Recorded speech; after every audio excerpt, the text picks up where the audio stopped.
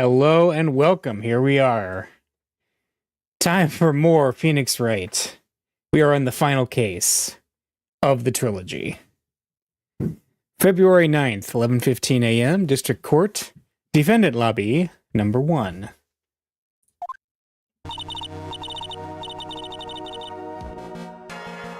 Excuse me, Mr. Edgeworth.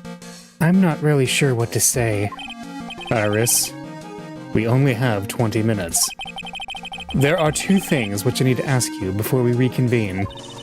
Alright, I'll help you any way I can. First, about that night. You really didn't go to the inner temple, correct?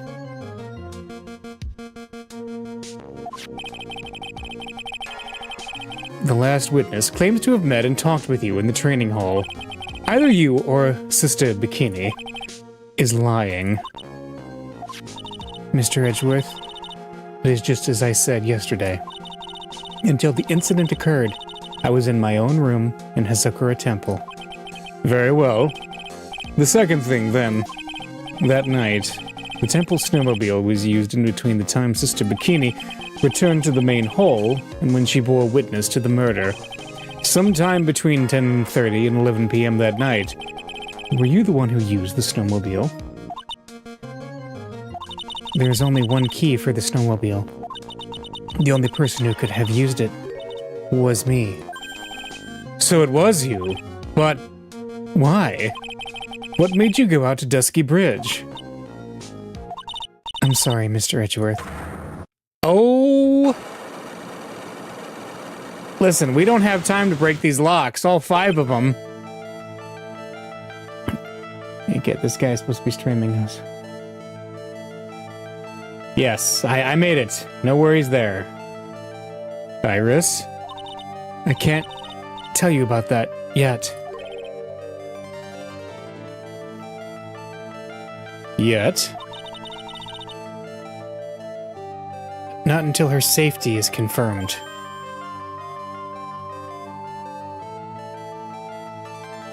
Her? The safety of the Acolyte. The Acolyte, huh? She must be talking about Maya. Iris, look me in the eye and tell me the truth. Did you kill Elise Donim? No matter who or what may come, I could never take a life. As I thought. No psycho locks. Very well. It is my job to get to the truth. You'll discover this for yourself soon enough. Alright. February 9th, 11:36 a.m., District Court, Courtroom number 7.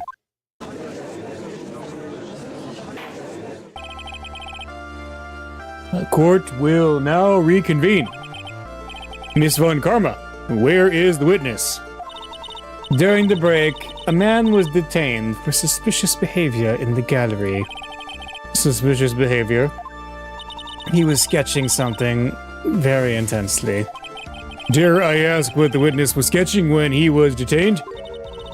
He drew a terrifying woman armed with a demonic face and a vicious whip. Oh, I can only presume that his intention was to capture you. Oh! Anyway, it's time to drag this pathetic excuse for an artist before the court. I like how we're still calling them psycho locks. I wonder if that was in the original game or a liberty taken by the translators. Yeah, the fact that he keeps mispronouncing them is amazing. Loris Stonim, I hope you're ready. Get in here. It would seem that Whip is going to see plenty more use today. Ouch! Your sketch is in contempt of this court. Hey! I was just artistically oh! Ouch! You tried to run away from the bailiff who was trying to hand you your subpoena, correct? Look, I'm nothing but a fledgling artist, training out in the mountains. I'm only down here in the city because I ran out of green paint. Well, to use the technical term for the color, Viridian. Larry, this isn't an art store, now is it? I know! I graduated junior high, okay? Look, art is all about working in the fields, isn't it? Working in the fields? I presume he wanted to say field work. I hope. That's it. Thanks, buddy. It's kind of sad that I was able to understand his mangled train wreck of a sentence. I just happened to stop in here and found a wonderful new model. So see, I've got nothing to do with this trial. At all. I expect all of your faces to be red when you realize this mistake. Bright red. Or to use the technical term, Crimson Lake. Ow! Ow! Ow! Ow! Ouch! Ouch! Ouch! Ouch! Stop your pathetic blabbing and testify like a man. Refrain from whipping me, Miss Von Karma. Cross-whipping is as bad as cross-checking. Witness, that was all your fault. Testify now.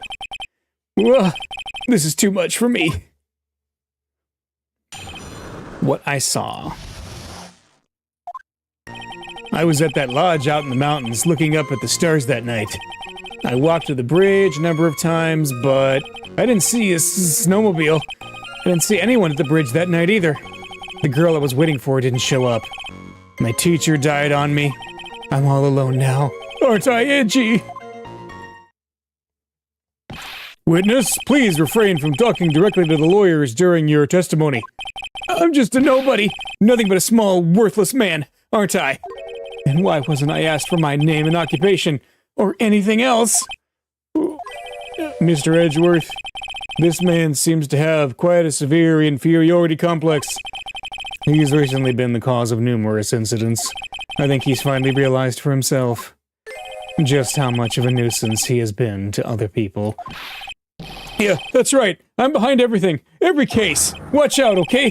Just touching me will make you eternally unhappy. Wait, he's behind everything? Whoa, that's a crazy revelation. It was Larry all along. Well then, let us proceed with the cross-examination, with no touching. Thank you. We can delve into other details at a later time. What I saw. I was at the lodge out in the mountains. Okay. Whatever is the matter, Mr. Edgeworth? This one single statement is so full of contradictions. For a moment there, I thought I was going to collapse. So, witness, any idea as to where these contradictions in your testimony lie? Depending on your answer, I may stay my whip. Okay, give me a minute. Well, it was snowing that night, so I couldn't possibly have seen the stars. That rundown shack is hardly a lodge, is it? And even if the stars could be seen, it isn't like I was there to look at them, right? See, you can do it if you try. Ouch! There is only one issue here. What you saw at Dusky Bridge. See, I walked to the bridge a number of times. A number of times? How many? Maybe 5 times? I went once every 20 minutes.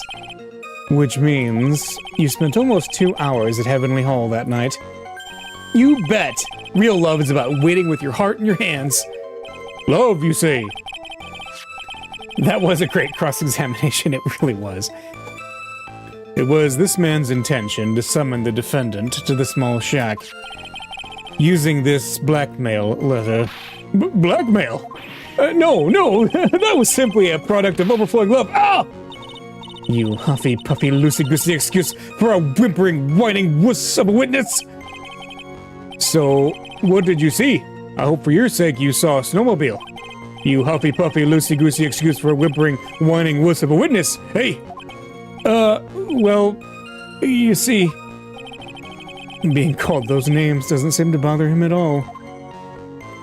Hey, if the shoe fits, I didn't see a snowmobile. Larry, you really didn't see it? Hey, no need to hit your desk. I can hear you. I didn't see it. I didn't see a snowmobile. Larry, say snowmobile for me, please. Snowmobile. If you truly have nothing to hide, then why are you stammering like you just flew over a cuckoo's nest? Shut up! What is this? I don't know. Don't ask me. It seems that I'll need to start from a more obvious contradiction. I'm going to strike the blow that will finally get him to spill the beans. I didn't see anyone at the bridge that night either, okay?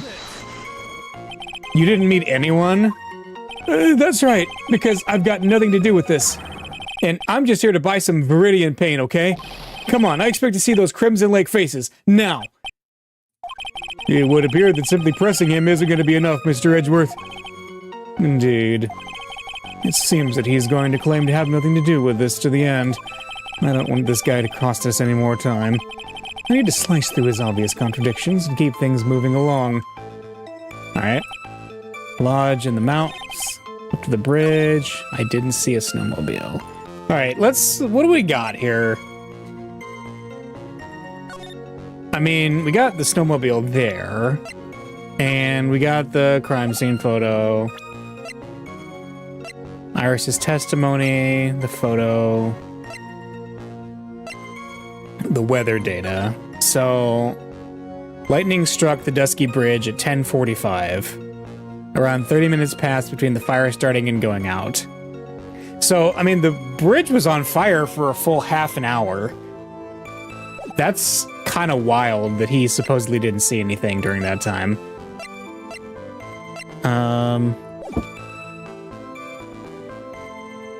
See, I didn't see a snowmobile. He didn't see anyone at the bridge that night either. Can we do the weather data? No, that's not it. Okay. Yeah. I was only testing you. That's funny. Alright. He didn't see anyone at the bridge that night. Oh, he would have seen Bikini because she went back to take a bath. That's not it either? Weird. Why? Because, yeah, she went back. So if he was checking every 20 minutes, then it had to have been... Oh, wait a minute. Am I thinking too obviously here, or thinking too abstractly? It's Phoenix, isn't it? Yeah, because he saw Phoenix. Yeah, he saw Phoenix. There we go. We got it. Larry Butts. Show him his own portrait. He's lying because he's Larry. Yes. Yes. I can understand why you might want to throw your old life away. You're pretty pathetic, and you cause all sorts of trouble. I'm sorry. But, having realized just how much of a nuisance you've been, that could be considered a step in the right direction. Edgy, are you trying to console me? It certainly doesn't sound that way to me. However, I cannot forgive you for simply turning away from the incidents you create. Whoa! You're totally pinning this on me. Now then, let us talk about the night of the murder. Sister Bikini, after seeing the murder take place, asked Phoenix Wright to report it. Thus, he headed for the public phone by the bridge. There, he happened across a certain nefarious individual.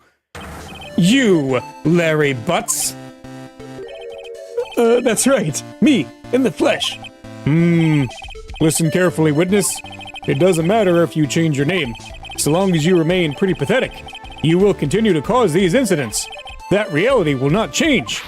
But what do you want me to do then? Larry, what you need to do is change your inner self. But for now, what you saw that night, testifying truthfully about this one issue, is all I need from you. Edgy, I think I've finally woken up. Well, I guess I could still be sleeping. But anyway, I'll do it. I'll testify. Well, I'm not sure this will go especially well. I'll ask again then, witness. What did you see on the night of the murder? That was just my practice testimony, Judge. Seriously. What I saw, part 2. I went to the shack at around 9, so it would have been about 10:30 p.m. I was lying under my bedding when a white flash almost blinded me. I looked out the window, and Dusky Bridge was on fire. There was still some thunder, but I went right away to check it out. That's when I ran into Nick. Okay. You certainly saw quite a lot, didn't you? So, what happened to the bridge after it caught on fire? It was like me after a 3-day stint chasing a girl. It totally burned out, like almost totally gone. I mean, trying to cross the burning remains was what caused Nick to fall. What did you say? Oh, don't worry. It's nothing life-threatening. He just caught a cold. I never know what that meant, if he should be called lucky or unlucky. No, Mr. Edgeworth, please commence your cross-examination. Yeah, don't worry. He just fell off a bridge. He's fine. Alright. I went to the shack at around 9, so it would have been about 10:30. What did you do out there in the cold for an hour and a half? Well, if you really must know, I was busy being excited, I guess. Excited? Dare I even ask? I said the meeting time is 10 p.m., right? But I couldn't wait, and I thought she might come early, too. Well, it appears she didn't come at all in the end. Because they never arranged to meet in the first place, did they? Shut up! Don't go picking my fond memories apart! Anyway, I was getting a little worried. I thought maybe Iris had lost her way. So, every 20 minutes or so, I went out to the bridge. But I didn't see anything particularly suspicious. I didn't have anything else to do, so I went back to the shack to wait for her. I was lying under my bedding, then a white flash almost blinded me, okay? This light was, of course, lightning. Like, kapow! Like a slap from Naomi, honestly. A big bada boom. Ah! Or a little like that. Well, that's more like a punch from Miranda. Witness, did you actually see the lightning hit the bridge? Well, I was a bit startled by the flash of light, so... He looked out the window and Dusky Bridge was on fire. Seeing that, what did you do? What do you think? I was burning up as well, from the fire in my heart. And that's why you went to take a look at the bridge. Well, to be honest, it was freezing cold, so at first I thought, forget it, I'm not leaving my covers. But it pretty much stopped snowing, so I don't know. I changed my mind. I'm not sure I care for the forget it attitude you had at first, witness. There was still some thunder, but I went right away. Okay? You said right away, but exactly how long after the strike was that? The lightning fell, and then the bridge caught on fire, maybe around 5 minutes. I mean, I suddenly thought, gotta go check this out. How far is this small shack you were in from the bridge? Hold on, well, it had pretty much stopped snowing. I guess about a 5-minute walk? And how did Dusky Bridge look when you got there? Like I had recovered a piece of my childhood. I mean, not even the bonfires kids make during school camping trips can compare. Well, should I press him for a little more info? Yeah, why didn't you call anyone, or why did you go to the bridge? Well, I mean, why he went to the bridge seems obvious to me. He went because it was on fire. So why didn't he call anyone? Because, yes, there was the phone's right there. Larry, let me ask you one thing. What is it, Edgy? What's with the serious face? Why didn't you call anyone? Huh? What do you mean? Normally, when faced with a towering inferno, one would try and tell someone. There is a public phone right by Dusky Bridge, correct? Well, of course I thought of doing that. So then, let's hear why you didn't. Yeah, okay, a reason. My reason, it isn't that I didn't try to tell anyone, I just didn't have time to, okay? I arrived at the bridge, and Nick showed up less than a minute later. He did? You claim to have arrived at the bridge at the same time as Wright. Yeah, I thought I'd better tell someone about this. But then Nick came up yelling about murder. It totally made me forget about the bridge. The fire was pretty much out by then anyway. What's this feeling? I suddenly have a terrible case of unease. It was after contacting the police that Phoenix Wright fell from the bridge, correct? Yeah, that's pretty much it, more or less. He told me about the burning bridge yesterday, but there's still something that doesn't quite fit. It looks like, despite his change of heart, Larry still isn't telling us the whole truth. Yeah, something's weird about this last statement. I arrived at the bridge and Nick showed up. Okay, we did the weather data earlier. I mean, it was on fire for 30 minutes, so he's claiming flash of lightning is on fire, and he went up there, and then he saw Phoenix. So that doesn't make sense. That has to be it. Yes. Your very existence being a contradiction, I'm not sure if you can grasp this or not. Hey, what the hey, Edgy? You make me sound like I'm some sort of alien. But your testimony is conclusively contradictory. The problem here is time. I've never been the best timekeeper, you know. Yeah. That's why you made a statue that was a clock. 3 minutes after Billy leaves on foot, you follow him on your bicycle. How long does it take for you to catch up with him? Ugh, terrible at those. This is much more simple. You saw the lightning strike Dusky Bridge, and immediately went to see what had happened. Is this correct? Yeah, well, I wasted about 5 minutes first, but more or less. I have the weather data from the night of the murder here. According to this, the lightning fell at 10:45 p.m. You say it takes less than 5 minutes from the shack to Dusky Bridge. Meaning you probably got there at around 11 p.m. That all sounds about right, I guess. And then Nick showed up and did his falling act. That is impossible. What do you mean? 11 p.m. is when the murder occurred in Hazakura Temple. Thus, Wright was still there in the courtyard. There is no way that Larry could have encountered him at Dusky Bridge at that time. Excuse me. I have an objection. You do? Edgy, how many times do I have to say this? I'm not Larry. I'm Larissa Nee. Ow! It has been proven that the murder occurred at 11 p.m. The sister only said around 11. In which case, it could have been earlier than that. Watch your footing there, Miss Francisca von Karma. The slope ahead is slippery. But there is still no way that Wright could have been at Dusky Bridge at 11 p.m. And why not? It is clearly written here in the weather data report. It took around 30 minutes for the bridge to burn out. Therefore, the bridge must have been burning until at least 11:15 p.m. Which means what exactly? Wright did not see the bridge while it was being consumed by the flames that night. In fact, he didn't arrive on the scene until after the flames had died down. Larry, you arrived at the bridge at 11 p.m., but Wright did not make it there until at least 11:15. I suggest you to stop hiding things and just tell us the whole truth. Now then, what happened during those missing 15 minutes? I feel like I just got brutally woken up by toilet splashback.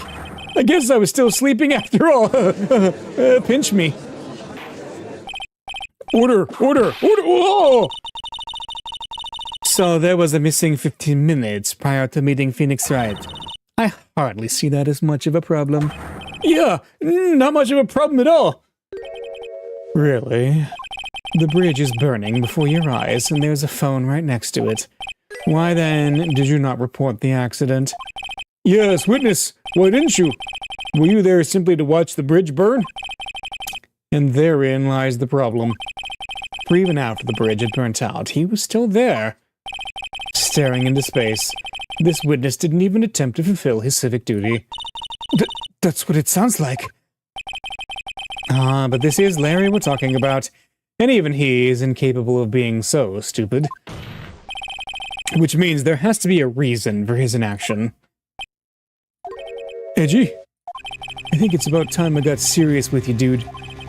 Just as I thought. You've been playing with us all this time. Listen, I'm I'm gonna tell you everything. Are you sure you want to hear it all? Yes. I may really say it this time. Everything. Ow! Then say it. Very well. I have a terribly bad feeling about this. However, let's have the witness finally give us the whole truth. Now, for this 15-minute gap, what were you doing, witness? Oh, here it comes. The missing 15 minutes.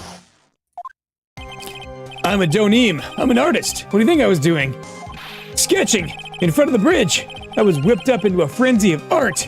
The shock and awe that I was feeling had transferred all directly onto the page. Before I realized it, the flames had gone out, and then he came running up. I suppose artists can be strange folk. That's right.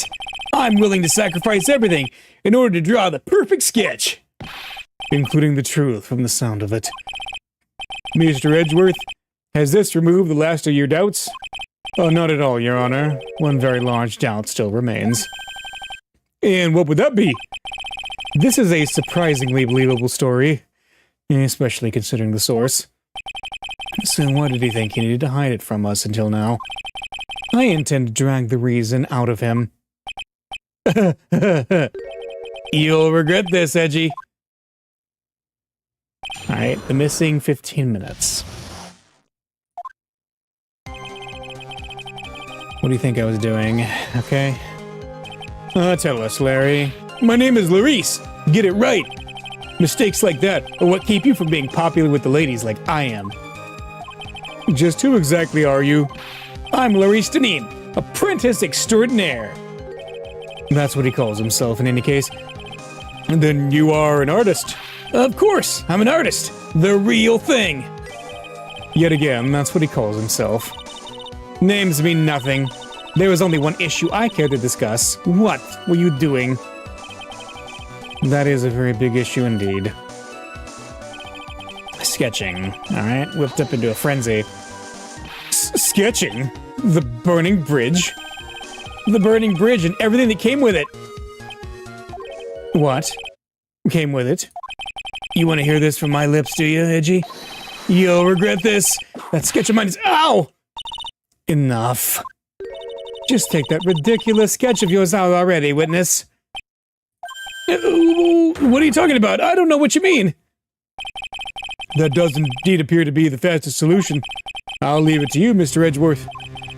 What should I do? I've got a terrible feeling that the instant this sketch is revealed, the entire world may be changed by what's depicted there. Look at it. We gotta do it. Larry, I wonder if you could show us your sketch, please. Well, well, even I couldn't have imagined it turned out like this. Imagined what? That Larice Deneem's debut would take place here, today, like this. Ow, ouch! Show it, now. Okay, but steel yourselves. This is the world of Larice Deneem. What the heck is that? Oh, well, so this is Dusky Bridge, correct? Quite a large bridge, isn't it? Your response, Miss Von Karma? Yes, well, it's a better drawing than I expected. Isn't it? Isn't it? I struggled to reproduce those flames. I really did. Yes, I'm sure you did.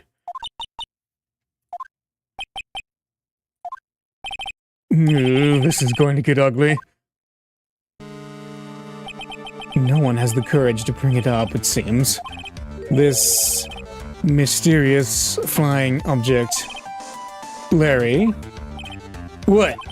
The burning bridge is fine, but what is that unfortunate-looking figure? You spotted that. I thought you might. However much I might want to ignore it, I can't. It's Iris, of course. Iris! I wish she'd take better care of herself. We have to plan for our future, you know? What would have happened to her if she'd injured herself flying like that? Larry, please. Answer this next question honestly. Okay. Are you really claiming to have seen this? Are you claiming to have seen the silhouette of the defendant flying over a bridge that was engulfed in flames? Yup, that's what I saw. That's why I drew it. I'm an artist. A real artist. Oh no. This is a circus case again. Hi! The girl! She's really high up in this picture. That's a wonderful set of... Oh man. That's great.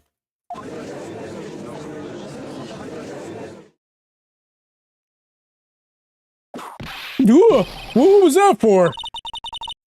This is all a bad dream. I was hitting on the cheek to test that theory. Please whip your own cheek from now on if you wish to test your wild theories. Anyway, no court of law will ever acknowledge that people can fly.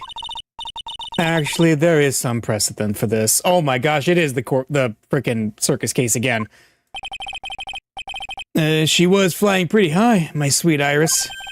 She was about 30 feet above the bridge, at least. It was really something to see. This has to be some kind of mistake. Mr. Edgeworth, please bring this witness down to earth. What? Me? This witness is your friend, isn't he? Accessorate the foolishness. Miles Edgeworth. Let us get back to the cross-examination, by force if necessary. Mr. Edgeworth, I expect you to expose the obvious contradiction here. Yes, Your Honor. Looks like I've got another reason to remember this moron. Well, what do you think of my debut piece? Get that thing away from me! Horrible sketch of what he saw the night of the crime. Now, hurry up and cross-examine him. Sketching. I saw Iris. Her white hood fluttering. What? Her white hood fluttering? No. No. No. Larry, what did you really see that night? Not that I particularly care. In your position, that's just being irresponsible. I drew exactly what I saw. I'll give you a whole $1 that it's the truth.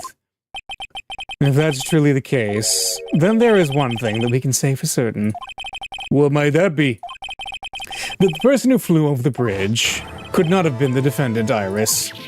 What? What do you mean? I don't understand. Ugh. A foolhardy folly of a foolish statement by an equally foolishly foolhardy fool. How exactly can you make this claim? Tell us, Larry. According to this picture, the individual whom you say you saw was wearing a hood. Correct. Of course she was! That rundown shack is quite away from the bridge. The hood is what told me that this floating angel was my Iris. The hood is my darling Iris, and Iris is my darling hood. Ugh! It seems there are bigger fools in this world than the one at the defense bench. Larry, there's something you need to be made aware of. On the night of the murder, Iris wasn't wearing her hood. She had given it to Wright as a gift. Are you going to change your story now? Perhaps suggest it was Wright who took flight. What are you talking about? I think you understand what I mean just fine. Why? Why did Nick have Iris's hood? What? Edgy, what's going on with Iris and Nick? Why, you, Nick, you dog! Yeah. I do believe that this unbelievably mysterious sketch is destined to disappear, discredited and discarded, straight into the garbage. Ah! What is it now, witness? It feels like I've been waiting 25 years for this very day to come. Edgy, today's the day I get to completely stupefy you. What? What is the meaning of your outburst, witness? I hate to have to do this, but I have some definitive evidence. Definitive evidence? Iris did indeed come flying over the burning bridge, and I, Laurie Stoneem, shall prove it. I didn't expect to ask this again, but we shall be needing your testimony once again. Tell us anything you know concerning the defendant as depicted in this sketch, and show us your evidence that this nightmare was actually a reality. Okay, hope you're ready, Edgy, because I'm gonna feed you a whopping serving of pain. You've been serving us a whopping serving of pain this whole time. Trust me. Proof that Iris flew. Oh boy. When I reached Dusky Bridge, she was already gone. I was so worried, so I frantically searched all over for her. That led me to finding a beautiful crystal sphere, half buried in the snow. I'm sure that Iris was simply wearing a spare hood. After all, no one else could have lost a crystal sphere that night. Oh, really? A crystal sphere? This one. Pretty, isn't it? But finders keepers. Oh no, it's a Palantir. Larry is gonna get possessed by Sauron. That sphere. Where did you find it? Let me see. Around here somewhere? It looks about right. And it was half buried in the snow. It had pretty much stopped snowing by then, but there was still some falling as I walked to the bridge.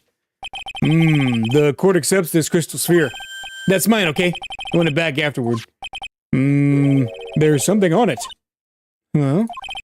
Oh my, it's blood! What? Blood? A crystal sphere found half covered in snow near Dusky Bridge the night of the crime has blood on it. Possessed by Sauron might have been an improvement at this point. Yeah, I think it would be. You ready, Edgy? By tomorrow morning, you'll be calling me Master Larry. Larry Sama. Yeah, I like the sound of that. No one's gonna push me around anymore. Didn't you want to be called Larry Stuneem only a few minutes ago? Proof that Iris flew. Okay. When I reached Dusky Bridge, she was already gone. Okay. So, you went to the burning bridge. That's right, to meet Iris. She actually flew to get to me. The least I could do was meet her halfway. But the defendant was not at the bridge when you got there, you say. I guess she went back to Hazakura Temple. She's a girl, after all. She must have wanted to look her best. It must be lovely to live in the fantasy land of Larry's mind.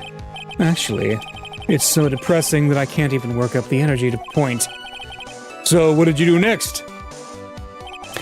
I was so worried, frantically searched all over. So you searched all over for her? She was flying pretty high, you know. I thought maybe she slipped on her landing and got hurt. Hey, it was more than possible. Also, when I headed out to the shack the first time, I was snacking on a banana. I was pretty sure I threw the peel away somewhere around there, so, you know. Can one guy really be this stupid? So, did you find any signs of her so-called landing? I don't really remember. I kept on falling over myself and kind of lost it for a while there. You fell over yourself? Yeah, the snow was deep and there was even a banana peel out there. Yup, you're stupid, and then there's Larry Butts. The short of it is that you didn't find any signs of her landing, correct? Then what happened next? Led to me finding a beautiful crystal sphere half buried in the snow. Half buried? It was sitting in the snow with a little bit gathered on top of it. It was very hard to spot, actually. I mean, it was dark out, too. I'm impressed. You did well to find it. No matter what you may think when you look at me, I'm a pro, a genius security guard. I used a pen light I borrowed from my company to help in my search, and it sparkled really brightly, as it was saying, "Here I am," to me. It does indeed look very much like the crystal sphere on Iris's hood. But need I remind you that she was not wearing her hood that night? Yes.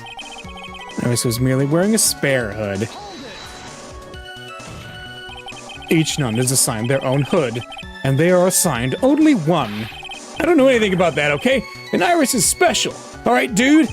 Even if she did steal a spare hood, I'll forgive her. This is getting us nowhere. Our destination for the day, it seems. However, this crystal sphere was found near the bridge. That is a fact. If it didn't come from a hood, where could it have come from? That is the question I aim to answer. After all, no one else could have lost a crystal sphere that night.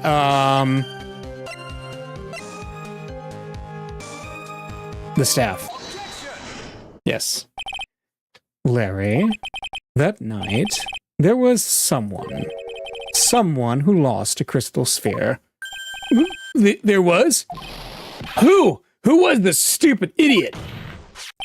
Miss Elise Donim, the mentor to a stupid idiot. The victim? I have a photo over here. And on the end of her staff, you can see a familiar-looking crystal sphere. Hey! That's my photograph! Give it back! Ouch! A crystal sphere like that is quite easy to find. I have one just like it on my brooch. They look nothing alike. In any case, please take a look at this. This is the victim's staff found at the scene of the crime. The crystal sphere. It's gone. What?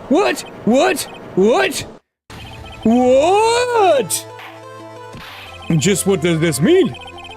If anyone jumped or flew across the bridge that night, it certainly was not Iris. After all, she was not wearing her hood.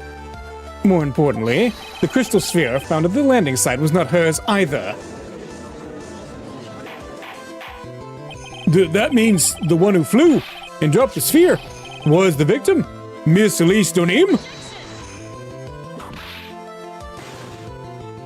A fool alongside another fool on a fool's errand to reach a foolish conclusion. First of all, this sketch, which I prefer to call a scribble, is ridiculous. People cannot fly, thus it is rejected.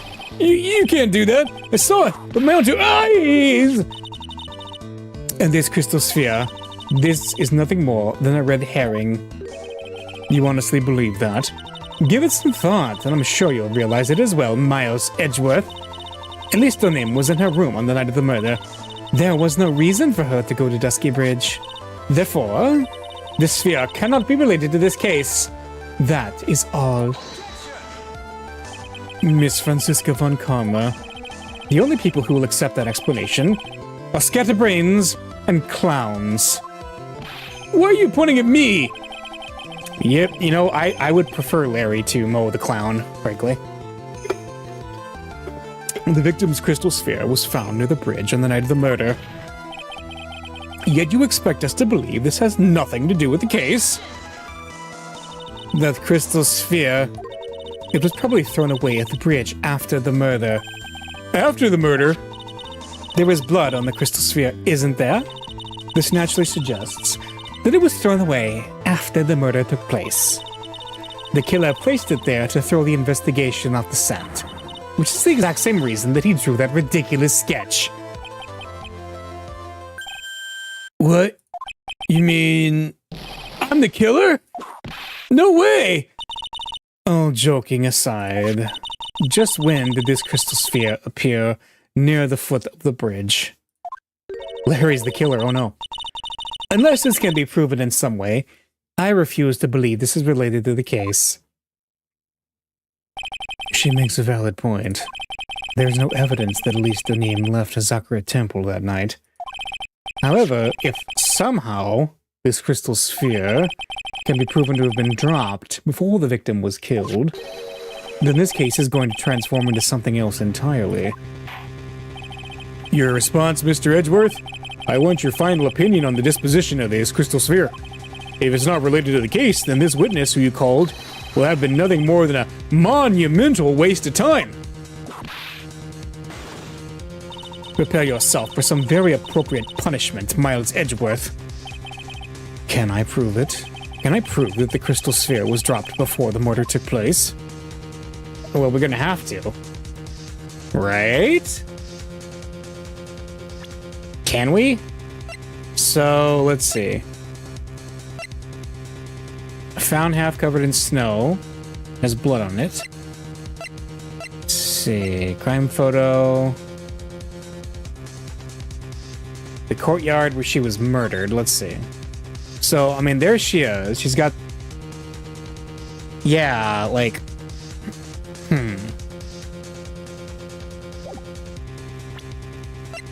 The autopsy report. Died sometime between 10 and 11. Loss of blood from stab in the back. Fell 10 feet after death. Lights out. Alright, then we have the photo of her. Yeah. A regional weather report. I'm trying to think what specifically points to, let's say, let's look at the crime photo. You know what? She is wearing a hood. Was she wearing a hood originally? She was, yes. And Larry is saying that the entire reason that it was Iris is because she also had a hood. So that's a piece of evidence that's important. Yeah. I think going off of that, it might not be much, but I think we can do it. Yes, I can prove it. Can I prove it? That isn't the issue. To simply prove it, that's the only option. That's what he'd do. That's the way Phoenix Wright would do this. Your Honor, allow me to prove something to you. I will prove that this crystal sphere is a vital link to solving the case. You will do what? That look in your eyes. You remind me of Phoenix Wright when he's cornered. That should come as no surprise. Because right now I am Phoenix Wright, and I am indeed cornered. I order you to present your evidence, Mr. Edgeworth. Evidence that proves that the crystal sphere was indeed dropped before the murder. Crime photo. Okay, it's very tenuous, but it's always that way, so let's see if this is going to be it. This crystal sphere, it was half buried in the snow, correct? That's right. If it hadn't stopped snowing, then it would have been game over. The snow would have totally covered it. That's all I needed to hear from you, Larry. Your testimony makes one thing quite clear. What? When the crystal sphere was dropped, it was snowing, even if it was ever so slightly. Snowing? On the other hand, let us look at the scene of the murder. As proven earlier today, there is no snow on the victim's body. Oh! Therefore, the crystal sphere must have been dropped before the murder. What? Order! Order! Order! On the night of the murder, the victim did indeed go to Dusky Bridge, and there, something occurred that caused the staff's crystal sphere to come loose. What could have that been? The sphere? There's some blood on it, isn't there? Allow me to raise a certain possibility at this junction. The real crime scene was near the foot of Dusky Bridge. The murder didn't take place in the Hazakara Temple courtyard? Only a fool would suggest such a foolish piece of absolute foolishness. Just who is the fool? And which part is so foolish, Miss Von Karma? Have you been paying any attention this whole time, Miles Edgeworth? The sister saw everything. She saw the victim being killed by the defendant in the Hazakara Temple courtyard. That's not exactly true, now is it? To put it more precisely, what she saw was the murder weapon being removed from the victim's body. That's not the same thing! No, it isn't. You said it yourself. Very little blood is actually lost at the moment of a blade's insertion. We want to talk about when the most blood would be lost. That would be when the blade is removed. Right, she did say that. If that statement is the truth, then Dusky Bridge could very easily be the scene of the murder. The murder weapon was not removed, thus, there was no bleeding. You are forgetting one vital thing, Miles Edgeworth. Elistoneem's body was found in Hazakara Temple. On foot, it takes 15 minutes to travel from Dusky Bridge to Hazakara Temple. You mean to suggest someone carried the body all that way? I've made it this far. The only place to take this is to the end. I just need to prove that my version of the events is also perfectly plausible. Now, if the defense is ready, the court would like to have an explanation. Please show us the method by which the victim's body was carried to Hazakura Temple. Oh, the snowmobile. Yeah, the snowmobile. Yes. On that snowy night, there was one way that a body could have been moved. The snowmobile. As we know, the snowmobile was used that night. It was explained as having been used to dispose of the murder weapon, but it could also have been used to carry a body. Order! Whoa! This is completely unacceptable, Miles Edgeworth. You've dug yourself into your own grave. What do you mean? The only one who could have used the snowmobile was the defendant. She's the one who moved the body. Doesn't that put the final nail in your coffin? You're too late, Franziska von Karma. And in fact, the defense has proven something else entirely. We have shown that this case requires further investigation. What? Where was the victim, Elise Stonim, really killed? If her body was moved, whatever for? And finally, just what does this image mean? Do you even need to think about that? Such a creature could never see the truth, let alone describe it. This witness certainly sits on one of the lowest possible branches of humanity. However, he would never utter a lie that could hurt a girl with whom he is enamored. He drew this, so it is something that actually happened. The defense stands firm on this point. Edgy, thank you. That settles it then. I cannot give a verdict under these circumstances.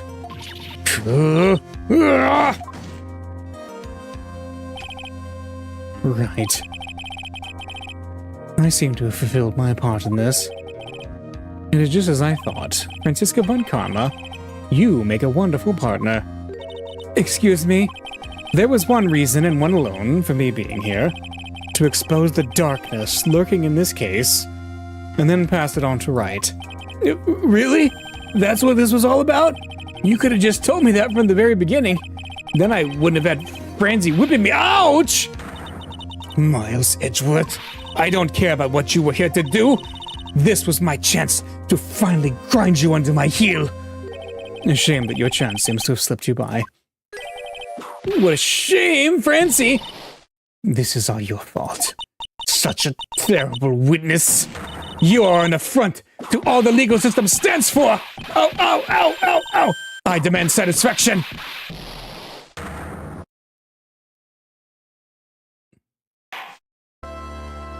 I cannot believe that the witness's testimony relates to an actual event. However, there has to be some sort of answer for the questions it raises. Though it appears the prosecution has murdered the witness. Have his words here today been the truth or lies? Next time we gather in this courtroom, those are the matters that shall be addressed. I am counting on thorough investigations by both the defense and the prosecution. And with this, the rest is up to you, Wright? Court is now adjourned. To be continued.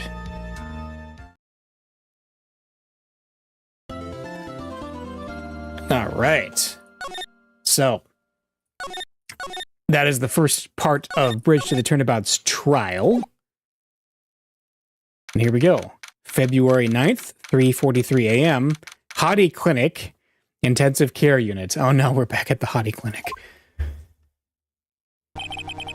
I'm still up at this hour, reading through the trial record of a certain case. It's the first case my mentor, Mia Fey, had ever handled in a court of law. The horrifying truth that I refuse to accept is holding me hostage here within its pages. Dahlia Hawthorne. What I've read, I don't want to believe. What's written here? This isn't the Dahlia I knew. After falling into Eagle River, I was somehow miraculously saved.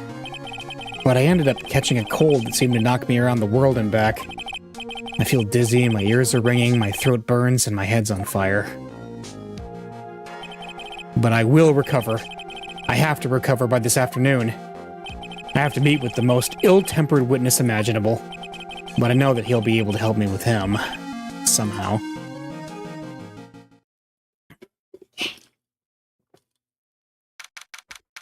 February 9th, 2:43 p.m., Dusky Bridge.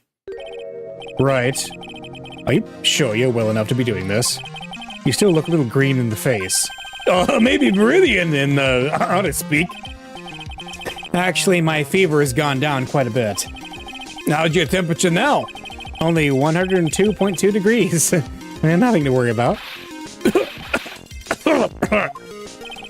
Anyway, I read today's trial record. You weren't bad, Edgeworth. Pretty impressive despite the circumstances. We're not in the clear yet. The main point of contention tomorrow was going to be the murder weapon. Yeah. In the end, the Shijashito did not deliver the deadly blow. Which means there must be another sword hiding out there that we don't know about. Another sword, huh? Don't you worry about a thing, pal. I'll dig up the murder weapon myself, or I'll eat my coat. Thanks again, Edgeworth. I'll handle things from here. That's probably for the best. Actually, I was thinking about paying the old precinct a little visit. There's something I want to look into, and that is our client's background, naturally. You mean Iris, sir? I have the feeling that we've met before. All I want is confirmation, one way or the other. And since I probably won't be getting that from you, I'm sorry, Edgeworth.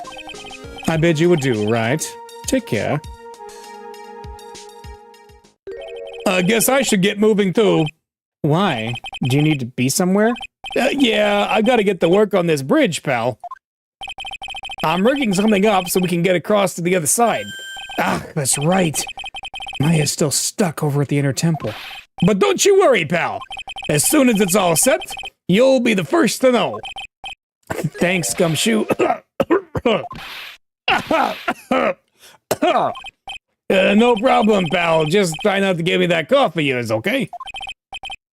All right, I'm off. Hang in there, Maya. We'll get you out, I promise. But in the meantime, I've got to continue collecting evidence. All right. Well, here we are. We're back playing Phoenix. Now it really is more of a dusty bridge than a dusky bridge. That kidnapping incident happened here 11 years ago, so maybe it's cursed, too. Let's see. Hazakura Temple doesn't have a single private phone line, and there aren't any other houses in the area, so I guess Bikini's the only one who uses this. I really wish I'd brought my cell phone with me. That thing looks like it's ready to collapse, at least more than it did before. According to Bikini, Eagle Mountain is very prone to earthquakes, which reminds me. If my memory serves me correctly, Edgeworth isn't exactly a fan of earthquakes. Why would that be?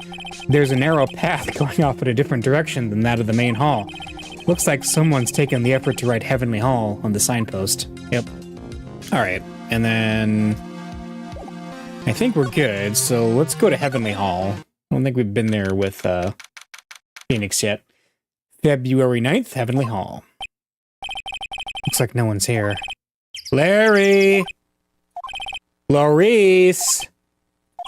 I was sure he'd be hiding here. I guess I'll try again later. Okay. Look at this graffiti, scrawled right on the front of the shack. At least he managed to get a pretty good likeness. When I really think about it, my guess art kind of suits him. I mean, his very existence is an art of sorts. Heavenly Hall. The snow was really piled up on the straw roof. It's otherworldly, like something out of a fairy tale. Well, the roof part, anyway. The sign says Heavenly Hall. I guess it's pretty fitting if you spend a night in this little freezing shack. You'd probably find yourself at the pearly gates by morning. And there's the river. This is the famous Eagle River.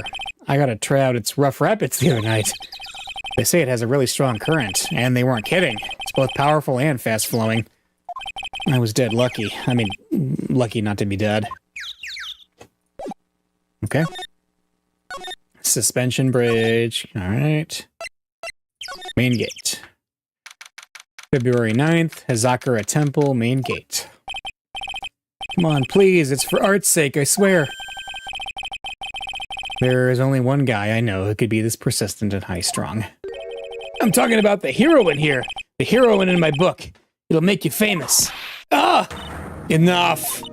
Fools who foolishly accept the foolishness of a fool's fool. Wouldn't you agree, Phoenix Wright? Uh-huh? Me? Wait a second. I know you. You're, ow! Your reflexes and mine need to shape up. My brain's frying like a sunny side up, and you want me to grill me over a name? Franzi, you can't do that, even as we speak. Nick's on the brink of death, or so I'm told. Whip a dead horse. Isn't that one of your American sayings? No, it's not.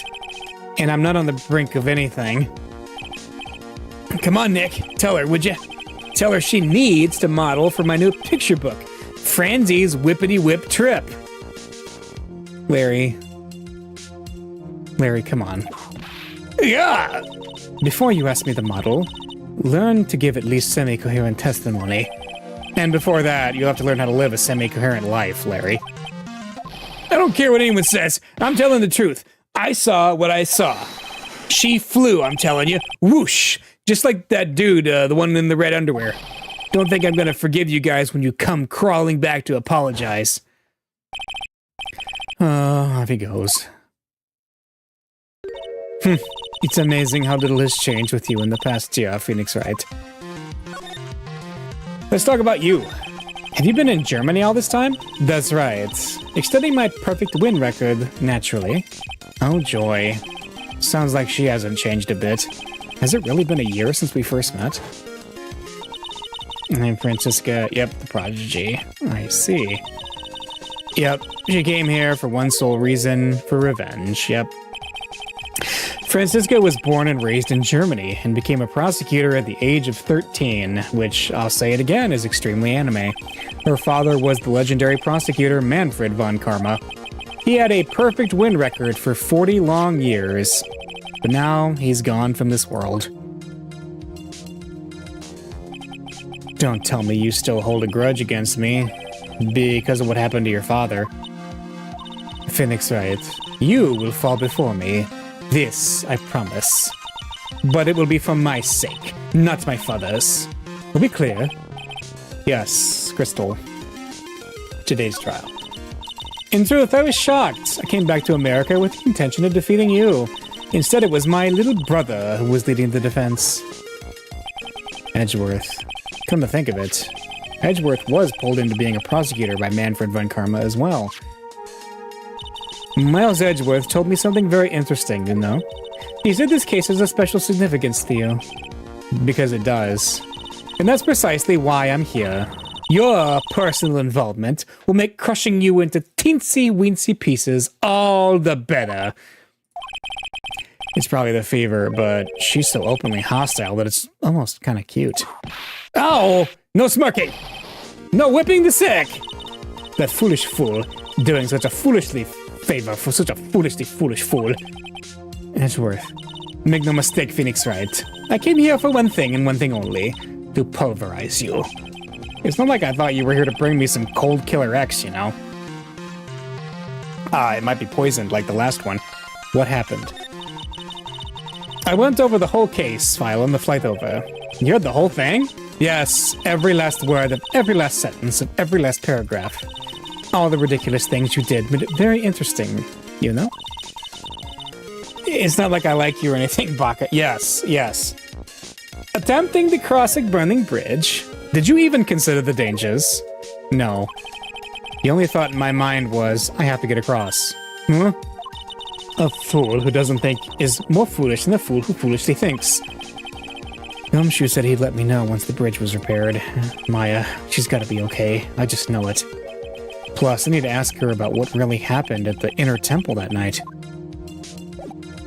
Alright, hey, you wanna talk about Edgeworth? About this. Ow! I refuse to help you, Phoenix Wright. I should have known better than to try. Can you talk about yourself? Nope. You're not going to talk to me about anything. Alright, let's go to the main hall.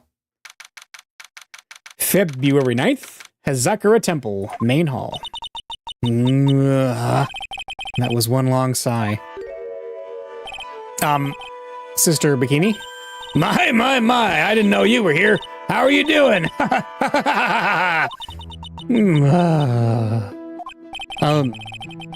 You don't have to be pretending to be in a good mood for my sake. I suppose I've made a terrible mess of things, haven't I? I let Mystic Elise die, and then there's Iris as well. Mystic Elise? Now that I think about it. There's an acolyte stuck at the inner temple. And that poor little girl has gone missing too. That little girl? Oh, you don't mean Pearls, do you? Yes, I'm afraid I do. She hasn't been seen since the morning after the incident. Pearls, she's missing? Why didn't anyone tell me about this? Let's talk about Iris. I must be getting old. I think I've seriously lost faith in myself. Are you talking about your performance at the trial today? You believe me, don't you? I'm not a liar. I'd never lie. I know what I saw. I saw Iris pull that sword from Mystic Elise's body that night. I'm certain of it. At least, I was until this morning. I don't see any Cyclops. She must be telling the truth. So why are you so unsure of yourself all of a sudden? You know that artist who testified after me? I saw Iris flying. Yes, we just went over that. When I saw that man testify so fervently about something so impossible, I started to wonder if I'd acted just like him when I was on the witness stand. I wouldn't take that guy too seriously. He's an artist, but all he draws is trouble. Nothing else. If both Bikini and Larry are telling the truth, that can only mean one thing. They both didn't see what they think they saw. Yep, Inner Temple. On the night of the incident, you met Iris at the Inner Temple, was that correct? That's right, I'm sure it was Iris. But Iris claimed she was in her room in Hazakura Temple. I knew I shouldn't have come back there that night. But because you did, Maya is stuck all by herself at the Inner Temple. Ugh. I'm so sorry. The drafts in that place are nothing to shake a stick at. Winter is especially bad. I'll bet. The training hall looks like it's about to fall down any second. Eagle Mountain has always been prone to earthquakes, just so you know. Earthquakes? Yes, I wouldn't be surprised if the next big one levels the training hall. We gotta get Maya out of there, fast. But still, there is really no need to worry. That area on the other side of Dusky Bridge is isolated like an island. It's like an island? How so? Well, the only thing on that side of the bridge is the Inner Temple. No one lives out there, and it's surrounded on all sides by the river or the forest. I see. So a criminal would be trapped should they choose to flee in that direction. And as long as the bridge is out of commission, he or she will have to stay there. That means Maya could be stuck out there with a murderer, and with no way of escape either. Oh dear! Yes, I suppose it does! Please, Gumshoe, get that bridge up faster. At least her name. I'm curious about a few things, if you don't mind answering some questions. Oh, do you need to know my measurements for your investigation or something? No. I want to know a little more about the victim, Miss Elise Donim. I'm afraid I don't know her waist size, or her bust size for that matter. No. I'm wondering why she came to stay in a place like this to begin with. I mean, she told us herself that she wasn't here for spiritual training. My. You make it sound like this place is some sort of dump, Mr. Wright. Mystic Elise was here to soak up the natural beauty of Eagle Mountain, if you must know. There. You did it again, Sister Bikini. I noticed you always refer to Miss Donim as Mystic Elise. Oh! Yes, now, why is that? After all, she's not here as an acolyte. We address all our visitors as mystic. It makes their experience feel authentic. And anyway, she's older than me. You must respect your elders, you know. How do you know that? How can you say for sure that she's older than you? Oh. 5. It seems Miss Elise Donim was no ordinary visitor after all. And there's Pearls. She was with Miss Donim on the evening of the murder, and now she's vanished. It's all gotta be connected somehow. Alright, Pearl. Why did Pearls have to get mixed up in this mess? Please, Mr. Wright. I know you're worried, but try to keep it together. Oh, man. My head's throbbing so bad it's killing me. Pearls. She was with Mr. Name on the night of the murder, remember? Yes, but I have a temple to run, you know? I was busy preparing for the training. I didn't see the little darling even once after we'd finished eating dinner. The murder. It didn't take place right in front of her innocent eyes, did it? According to the detective, she hasn't turned up at her home either. Come on, keep calm. There's one place left where Pearls could be. She just has to be there. Come on, Gumshoe. Tell me you'll be done with repairs soon. Alright, I don't think we can break her psych locks yet, so we can go to the courtyard and investigate. February 9th, Zakura Temple Courtyard. This is where Sister Bikini witnessed the incident. It's hard to imagine she was lying on the stand, so maybe there are some clues that have yet to be found. There's the staff. Mr. Neem's staff. I definitely remember there being a crystal sphere attached to the staff. I guess Larry eventually found the sphere near the foot of Dusky Bridge, but what was it doing all the way out there? Then the sword. The Shichishito is there in Mystic Amy's right hand, but it was proven in court today that it wasn't the murder weapon. Given the design, it must have been used for some pretty gruesome things in the past. Like what? The main gate's on the other side of that stone wall. The difference in elevation is almost 10 feet. That's how steep this hillside is. And that's also the height the body fell from, according to the autopsy. Is it possible that Mr. Neem was pushed from the top of the wall? They get quite a bit of snow up here on Eagle Mountain. Around here, skis aren't just for fun. They're tools for getting around. But the sled... Now that's gotta be for Bikini's own personal entertainment. Okay, anything else worth looking at? Maybe this. There were a few of those stone lanterns scattered around in this courtyard. Without the city glare to compete with, I imagine they would seem a lot brighter. I guess Sister Bikini must light them now, since Iris can't be here. Is that it? I guess so. Main hall. Hey! What was that jarring, inconsiderately loud yell? So this is where you've been, keeping nice and warm, I see. Detective, have you finished repair the bridge? Yeah, I did. I told you I'd let you know. Well, well, well.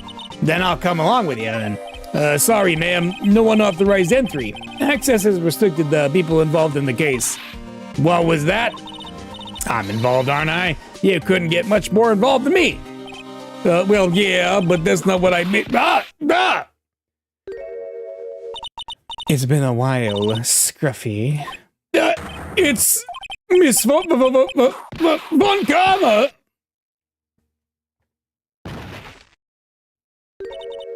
Sister, please, leave the investigation to me. My. Well, you certainly seem to have everything under control. I am on your side. I won't do anything you don't want me to. As you work to pin the guilt on Iris. What are you daydreaming about, Phoenix Wright? Ow, that hurts, you know. Silence. I, Francisca Von Karma, will personally guide you through your investigation. So, you will follow me. She's not seriously gonna follow me around, is she? Yep, we got ourselves a new partner, and it's Francisca. Alright, let's go. Inner Temple. February 9th, Inner Temple Gate. Things have certainly become a lot more hectic than before. I love everything about this, yes. They must have commenced with the investigation. Oh, Mr. Nick. That voice. Pearls! Mr. Nick! Mr. Nick!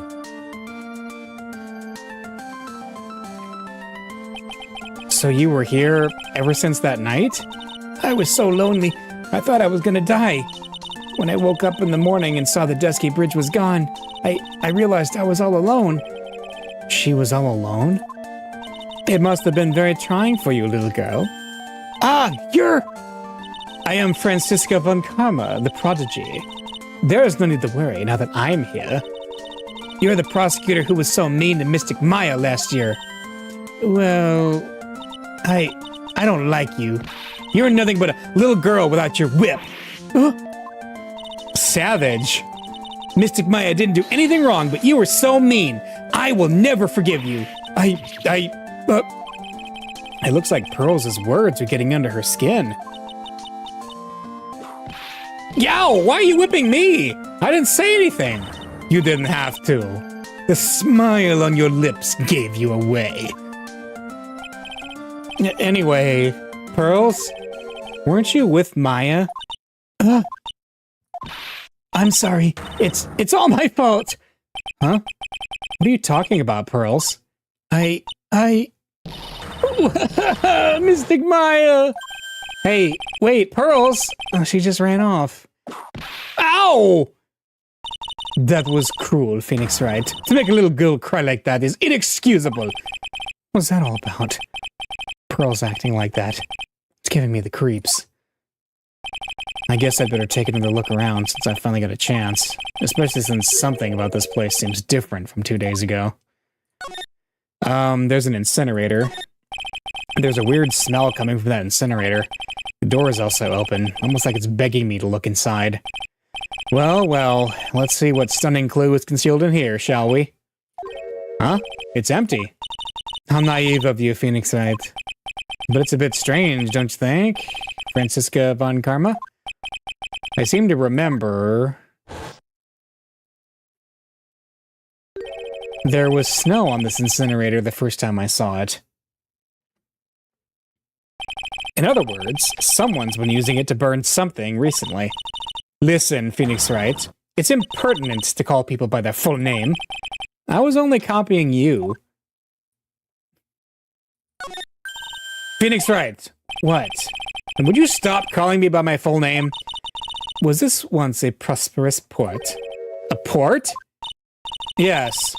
That metal hook is a mooring post for boats, you know? Oh, that's an anchor for one of the wires that's used to hold up the bridge. I think the wire that was tied to this one probably snapped when the bridge burned down. I mean, there's no way there was ever a port all the way up here. Don't get smart with me, Phoenix Wright.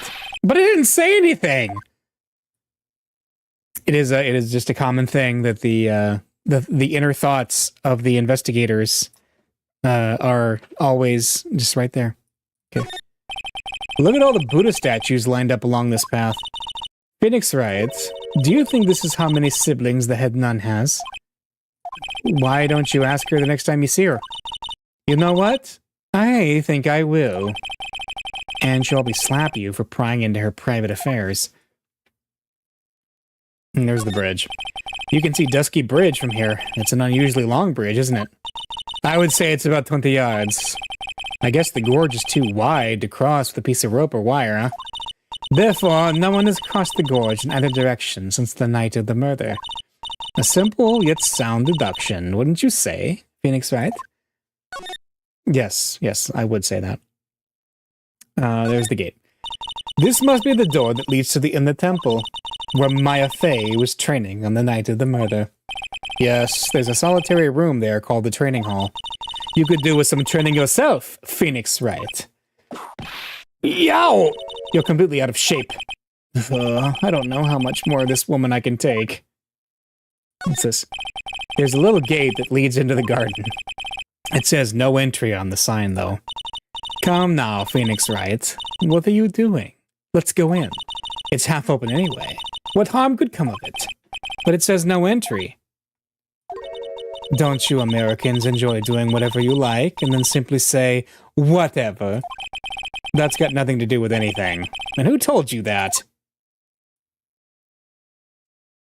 I mean, that's fair, but the sign says Inner Temple. I don't know how you're reading it, but it's incomprehensible to me. Actually, I can't read it either. Feigning comprehension isn't a very good habit to have, Phoenix Wright. She looks really happy to have finally caught me on something. Alright, let's go to the training hall. Hey, it's locked! That's a psych lock! February 9th, Inner Temple Training Hall. What the... What's wrong? Why are you so quiet? Maya. she was supposed to be in here training. Yet it appears she's nowhere to be seen. What's that? A strange lock. It wasn't there 2 days ago. This whole room is really giving off some strange vibes. Yeah, what's this? This door. When I was here 2 days ago, that weird lock wasn't on it. Those chains, it's almost as if they're guarding something inside that cavern. I've never seen a lock quite like this before. I have. I've seen locks and chains just like this before. They look just like the ones that guard a person's secrets during a psych lock. I wonder if this lock is guarding something too.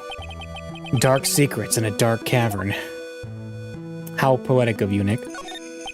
It's an antique dresser. Don't you dare open it, Phoenix Wright. Now I know how Maya feels when I tell her not to touch things. What a pity. It's full of nothing but old clothes for the acolytes. I thought we weren't opening it. I'm from the prosecutor's office. I can do anything. Yeah, you can do anything. Except stand up to a 9-year-old girl. Let's see, what about this? What do you think this yellowish poster is, Phoenix Wright? It's a scroll, not a poster. It's a picture of a woman who's actually... a woman? I don't see any woman here. There's a different atmosphere in this room since the last time I was here. No, it's not a different atmosphere. It's a different smell. It's gravy! What's the matter? This scroll, it's been completely covered in gravy. Ah, yes. There is a very appetizing smell in the air. But gravy is a type of sauce, so when you run out of paint, you Americans use gravy as a substitute, I see. No, no one does that. For starters, it stinks. This must be the gravy that we had with the roast on the night of the incident. But why would anyone do this? Why this scroll? There was Misty Faye. What? We can't be sure that Larry doesn't do... Yes, this is very true. What took you so long? I thought even you'd managed to get here faster than this. Mr. Trite. Oh! Prosecutor Godot! I didn't know you were here. Prosecutor? How come you didn't show up at the trial today? I could ask you the exact same question. Huh? But I had a cold, so I had something slightly more important than a common cold to deal with. The importance of which is something you have no hope of ever understanding. Enough! I believe I have the measure of you. You are the very worst kind of prosecutor. What could be more important than a trial? Who's the wild mare, Trite? This is Miss Von Karma. She was the acting prosecutor in your absence today. Well, I guess I owe you one then. But you can go now, Princess. It's time for the big boys to take the reins. Just who do you think you are? This case is my... Hey, Billy. Know your role and shut your mouth. I can't stand women like you. Oh, jabroni. I'm only gonna say this once, Lady Von Wippenberg. Go home. Phoenix Wright? What are you hitting me for? You deserve more cracks of the whip than that, Trite. What? You still don't get it, do you? You don't realize that you've set something in motion that you'll never be able to undo. There's something different about Godot today. I'm getting such a strong sense of something from behind that mask of his. Is it anger, or is it sorrow? See, why didn't you show up? You had some important business, and that's why you weren't in court? No? So what was it? I've told you once before, but perhaps you don't remember. See, I've returned from the depths of hell to do battle with you, right? You see, Trite, I've experienced something most have not. Death. You died? Of course, being extradited from hell is a tedious affair. The meticulous regeneration and adjustment of all your internal organs is, well, let's just say modern medicine allows us all to live to a ripe old age. Even someone like me. So, you mean that mask you wear is This ugly device, I promise it's not a fashion statement, my unenlightened friend.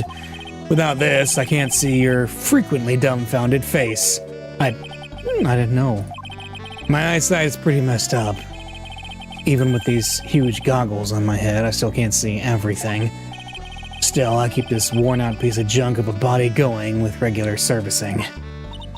I'm sorry, but you say you experienced death? How is that possible? What happened? Why don't you ask him? Huh? Me? Yeah, Trite, you. You should know all about it. You know when my life ended. And who ended it for me. Well, Phoenix Wright, do you? I don't know what he's talking about. Although, to be honest, I do feel a little tug at the corner of my memory. I think I do know about how Godot was killed. It will all become clear in due time. Isn't that right, Trite? I don't know. Can't undo. Earlier you said I've done something I can never undo? What did you mean by that exactly? The inner temple here on this side of Dusky Bridge is an isolated island. That's what Sister Bikini said too. And I wonder, Trite, do you know what the police are doing here today? What do you mean? They're searching. Searching for any trace of an acolyte who went missing. Missing?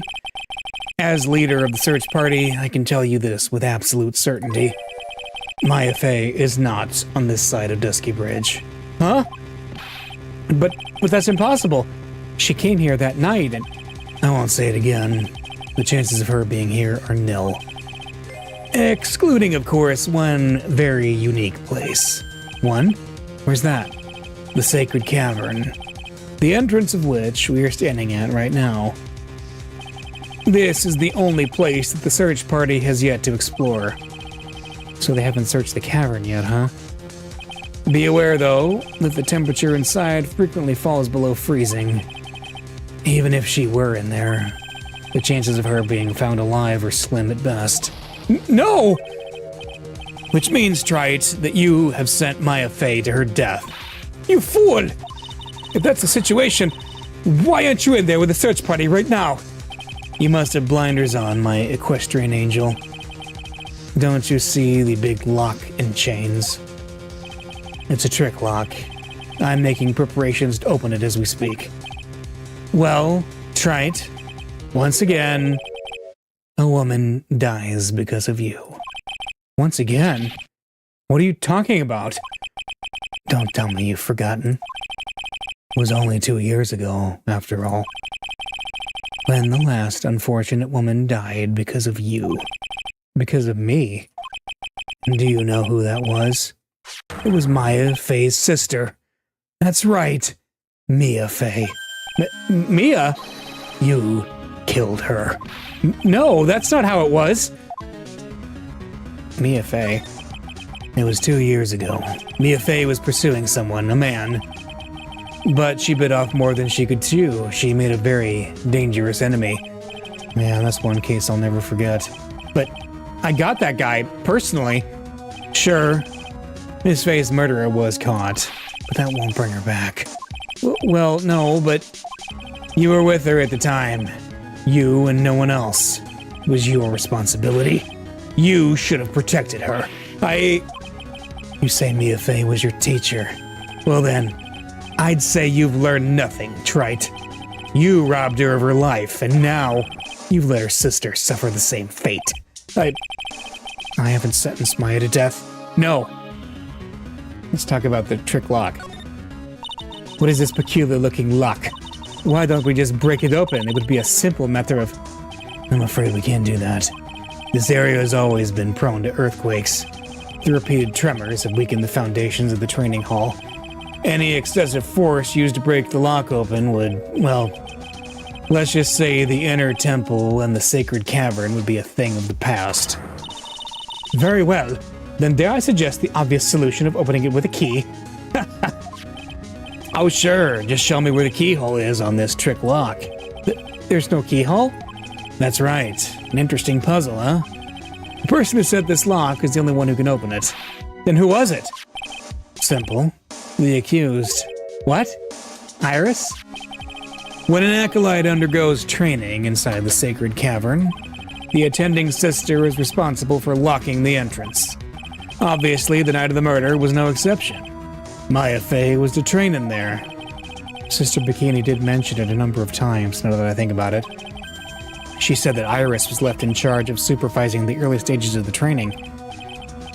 So Iris, the accused, is the only one who could open this lock. I've arranged for her to be brought here now. Iris is the only person who can open the lock? I hope she gets here soon. Hang on in there, Maya. We'll get you out. So, I should be getting back to work. Wait, Godot. How sure about Maya are you? There's no doubt in my mind. She's in the sacred cavern somewhere. It's the only place she could be. You better start praying. You'd better pray that friend of yours brings the accused back here soon. Edgeworth? Listen up, Wright. There's only one thing I want to say to you before I go. I will never accept you. Never. Huh? You should choose your friends more carefully, Phoenix Wright. That's what everyone says. It looks like I don't have much of a choice. I guess I'll just have to do what I can for now. Alright. So, I mean...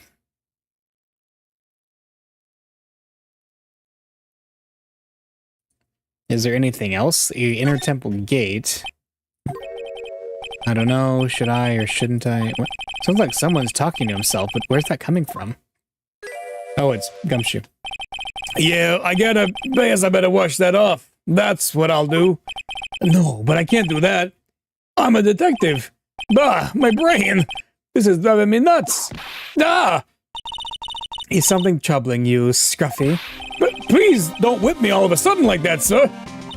It was merely a simple greeting, a friendly tap on the shoulder with my whip.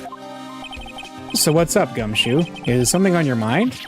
How did you know, pal? Perhaps you were trying to decide if you wanted to wash that off or not? How did you know, sir? Oh, yeah, I nearly forgot. You can't go through that little gate there, okay?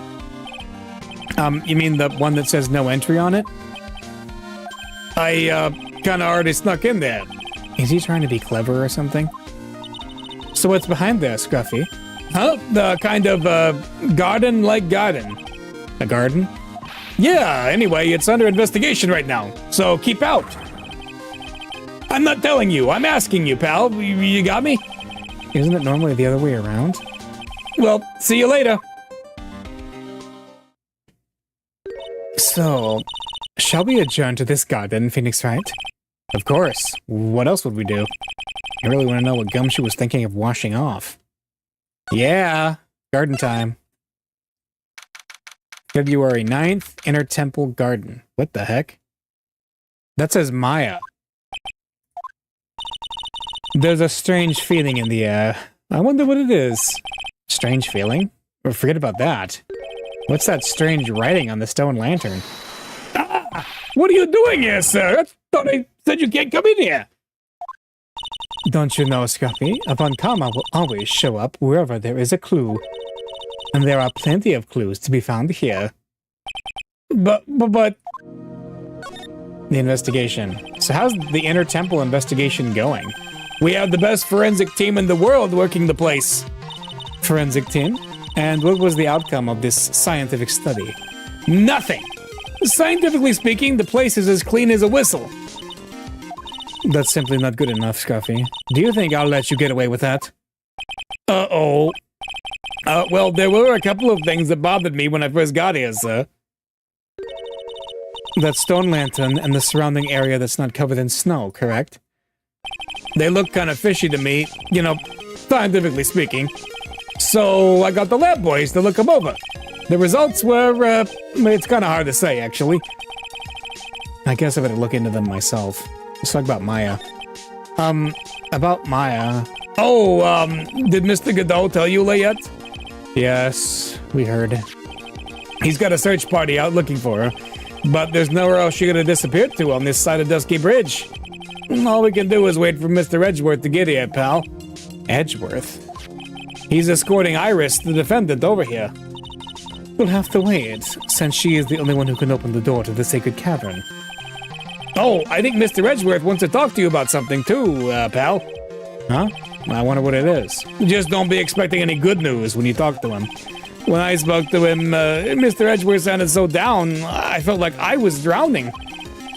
Oh, sounds pleasant. Okay. What's this? There's a charm or something poking out from the snow? It looks pretty old. There's a leather cord tied to it, too. Apparently, it belonged to the victim. To Miss Elise Donim? Yeah, there was a broken leather cord around the lady's neck. The ends of the cords, found on both the victim and on this charm, match exactly. Sounds to me like this little trinket is going to be my ticket to getting some very big answers. Crine Master's Talisman, worn by Elise Donim, found in the garden of the Inner Temple. Okay. And then what about this writing? What the heck is that? Uh-oh, you spotted it, pal? Are you kidding me? It couldn't be more obvious. It says, Maya. Yeah, and before you ask, it's written in blood. You will answer all our questions now, Scruffy, without exception.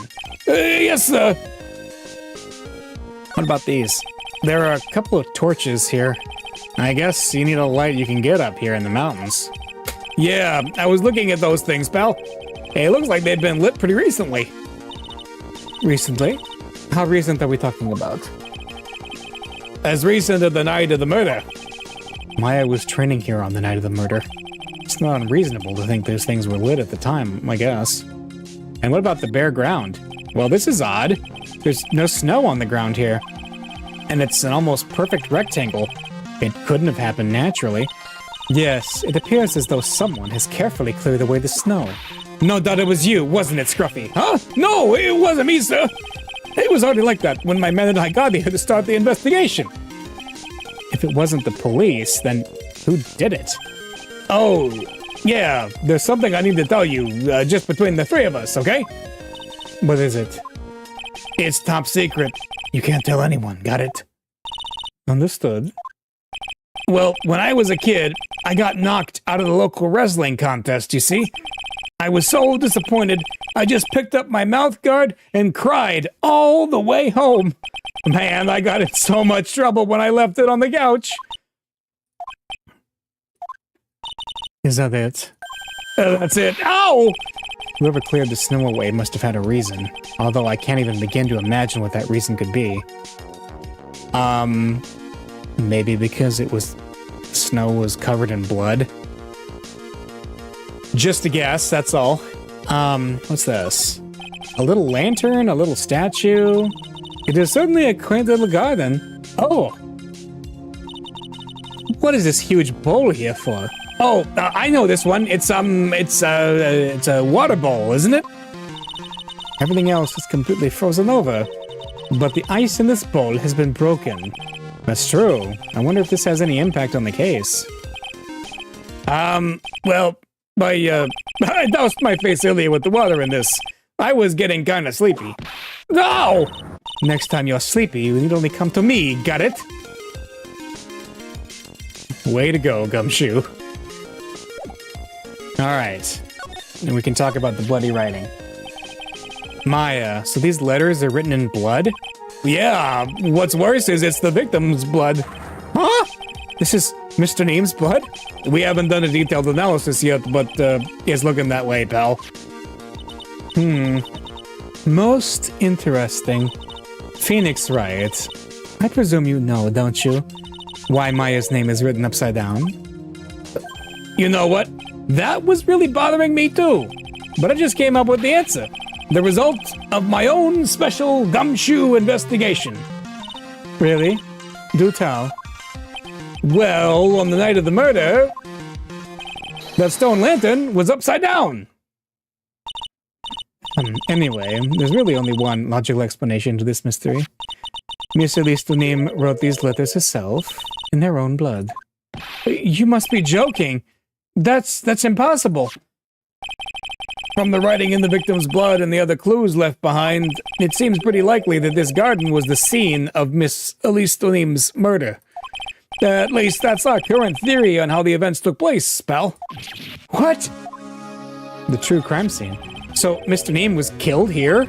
However you want to look at it, that's what people are saying now. Then what Sister Bikini saw in the courtyard at the main temple was... Well, what was it? If that wasn't the scene of the crime, what did she see? What do you think, Miss Von Karma? Surely a special gumshoe investigation revealed the answer. No. But wait a sec, the bloody writing and all the other clues here, someone could have easily set all that up after the murder, right? Sorry, but that's not an option, pal.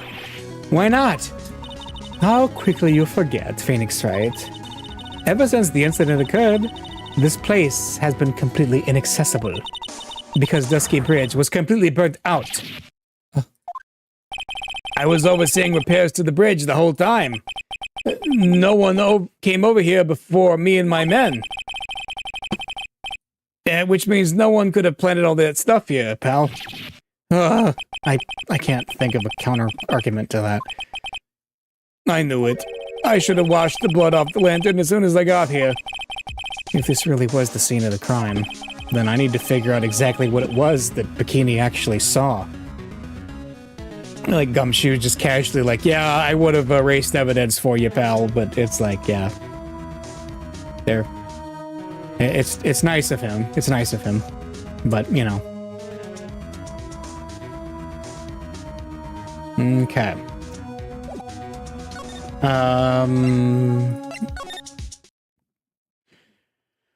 So... we've already done the garden. Nobody's at the training hall area yet. If we go back to the suspension bridge... Nope.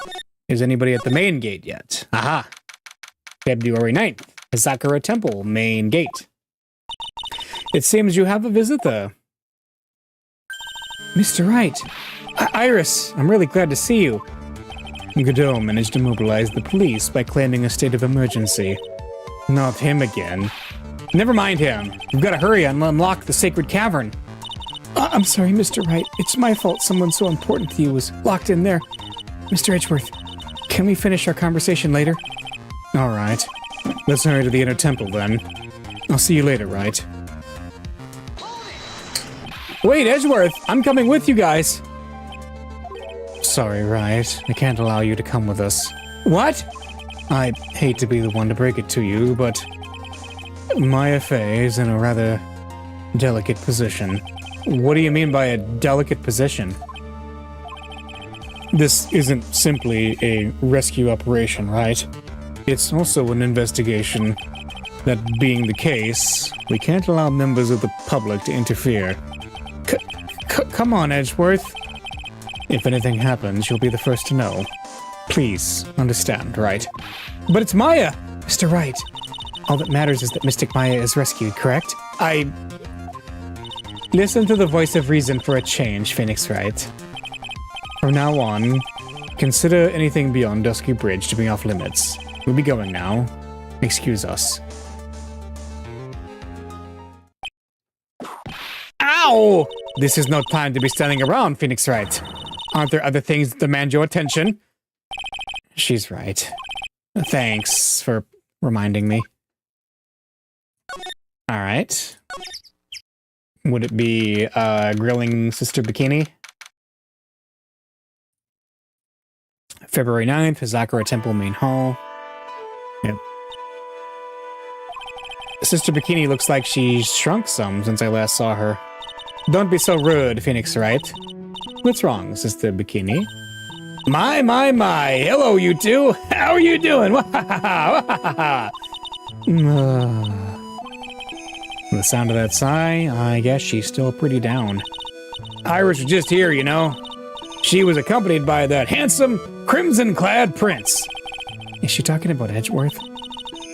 It was just a courtesy call. I wasn't allowed to talk with her at all.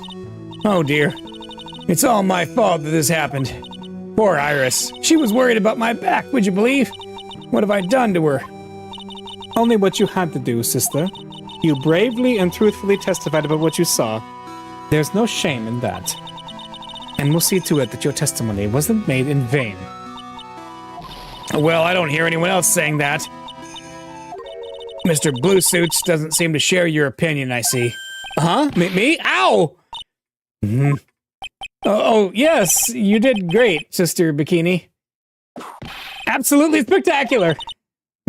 You two are the only ones who've said that to me. I can't shake the feeling that I just became a shill to a shrew. Do you have a problem, Phoenix Wright? Sure, she was brave to testify so truthfully like that, but I know she's still hiding something. Guess it's time to break those psych locks of hers. Yep. Megatama. Alright.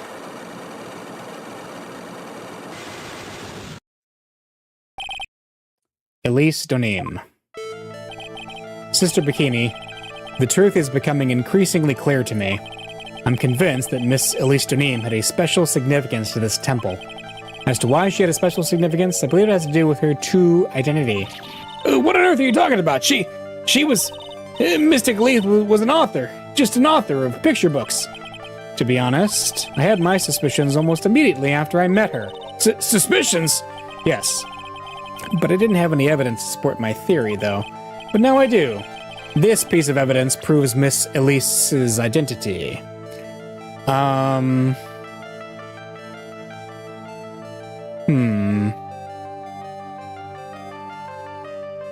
Good question.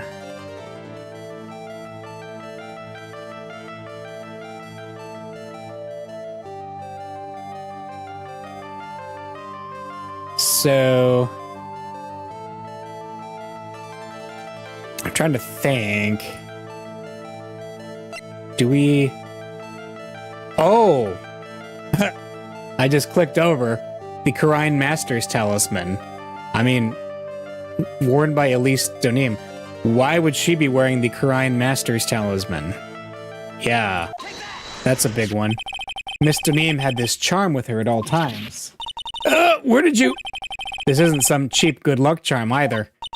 Then, what do you think it is, Mr. Wright? What could a talisman like that possibly mean? It's a talisman, is it? Interesting. Oops. This thing speaks volumes about who Miss Donim really was. This talisman and one other item unequivocally prove Miss Donim's true identity. Was it the sphere? Oh, wait. The scroll, right? Because it had a picture of her. It had a picture of Misty Faye, who looked a heck of a lot like her. Yeah.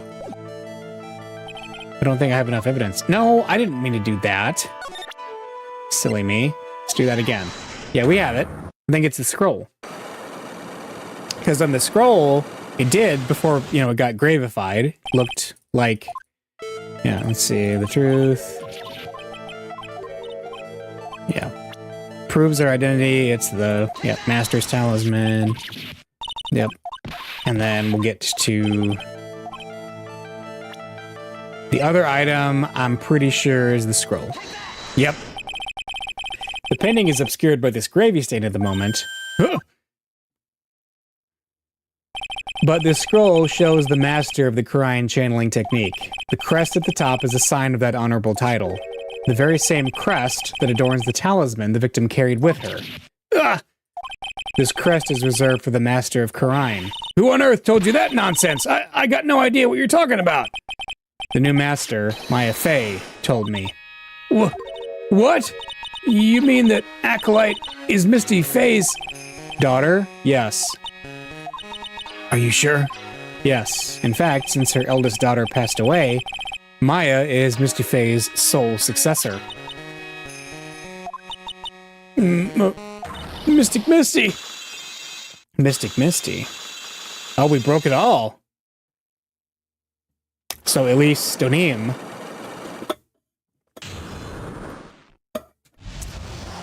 was actually... Mystic Elise graced us with her presence about a week ago. When she showed me the talisman with that mark on it, well, I nearly fainted. No one had seen her since she disappeared 17 years ago, after all. What is the significance of this talisman, sister? The Khura'in talisman? It's the symbol of the master of Khura'in. The bearer must carry it with them, always, until their death. Until their death? So at least her name was really Maya's mother, huh? She was Misty Faye, the master of the Khura'in channeling technique. The truth comes out at last. It looks like we're making some headway here. Tell me, sister, after 17 years, why did she choose to show herself now? Because something happened that called her out of hiding. What happened? Well... What's happening? It can't be. Earthquake! Ah! Oh my goodness, the inner temple! This kind of tremor might... The inner temple? The sacred cavern in the training hall. It might very well cave in. What? Maya! Uh-oh.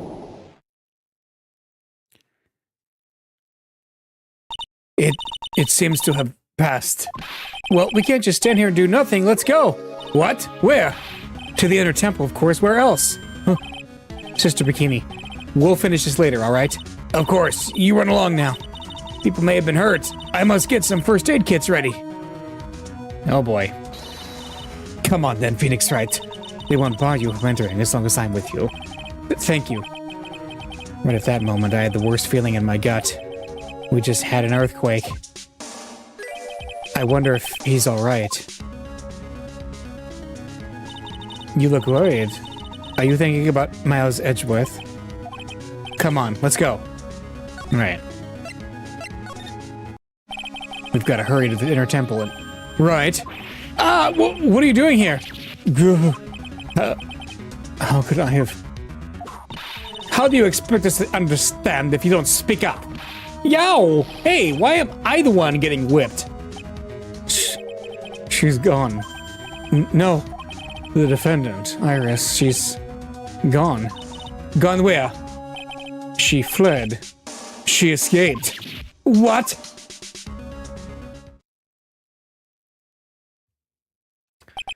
So, it was just now, during the... It's easy to see Edgeworth's one and only weakness, his fear of earthquakes. I should have known better than to escort the defendant alone. As soon as the ground started shaking, everything went dark before my eyes, and I stupidly passed out. That incident haunts you to this day, doesn't it? That's no excuse for letting the suspect get away. I can't believe I let it happen. Right, the inner temple area is a dead end, so she could have only escaped to this side. We haven't seen her. Then we need to get a manhunt underway now, and search Eagle Mountain from top to bottom. Wait, Edgeworth, have you thoroughly checked the inner temple yet? Don't be ridiculous, why would I? The inner temple is like an island, there's no way to escape but to cross... No, that's not it. Iris isn't the type of person to run away, Edgeworth. What are you talking about? Sister Bikini mentioned something when we were with her. She said that the sacred cavern might have caved in because of the quake. Then you think Iris might have gone to the inner temple to check on the situation? Listen, Edgeworth, I'm sure she's at the inner temple. A manhunt is not necessary. Right. Let's not waste any more time. We need to get to the training hall's sacred cavern now. All right, let's go. February 9th, Inner Temple Training Hall. Fortunately, the sacred cavern hadn't caved in, but what we found was something none of us could have ever expected. Wait, what? Cyclock? What's cyclocking us? What? How can there be even more locks? What is the meaning of this? Iris! Iris, please tell me. What is going on? To be continued.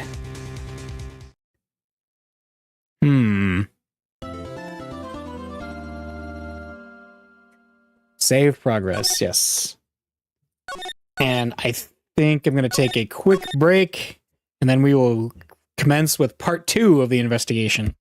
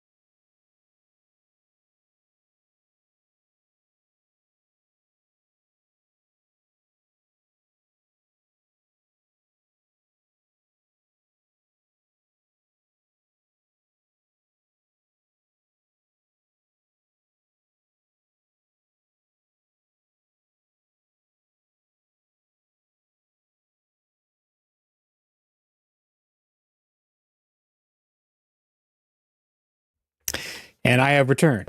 Let's go. February 9th, Inner Temple Training Hall.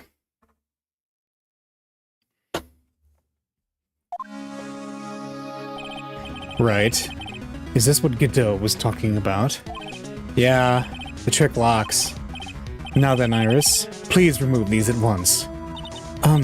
Mr. Edgeworth, I'm afraid I can't. It's not possible for me. What? During the earthquake, when the cavern was in danger of caving in, Iris escaped. And I know that there was only one lock when I last came here.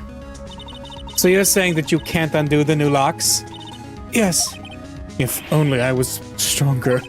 Edgeworth, how are you feeling? You look a little pale in the face. Like you want to talk with your face all green. Miles Edgeworth, go and get some air. I'll watch over the suspect. You go and get the grip on yourself. Don't be ridiculous, I'm perfectly... There's no telling what sort of mistakes you could make in your current state. Go and get some rest. That's your only concern now, Miles Edgeworth. Understood. I'll handle the investigation in the garden. You take care of things here. Edgeworth. He's got so much pride that he's probably off crying in a corner of the garden. Pride is simply another trap that hinders us in our lives. That said, one must have pride to be effective on the job. At any rate, it seems that this is where we part ways, Phoenix Wright. I'm going to stay here and see if I can't help solve these bothersome puzzles. I see. Well, thanks for your help. Now then, do you mind if I ask you a few things, Iris? No, not at all. Okay. Oh, I wanted to do some Resident Evil style puzzle minigames.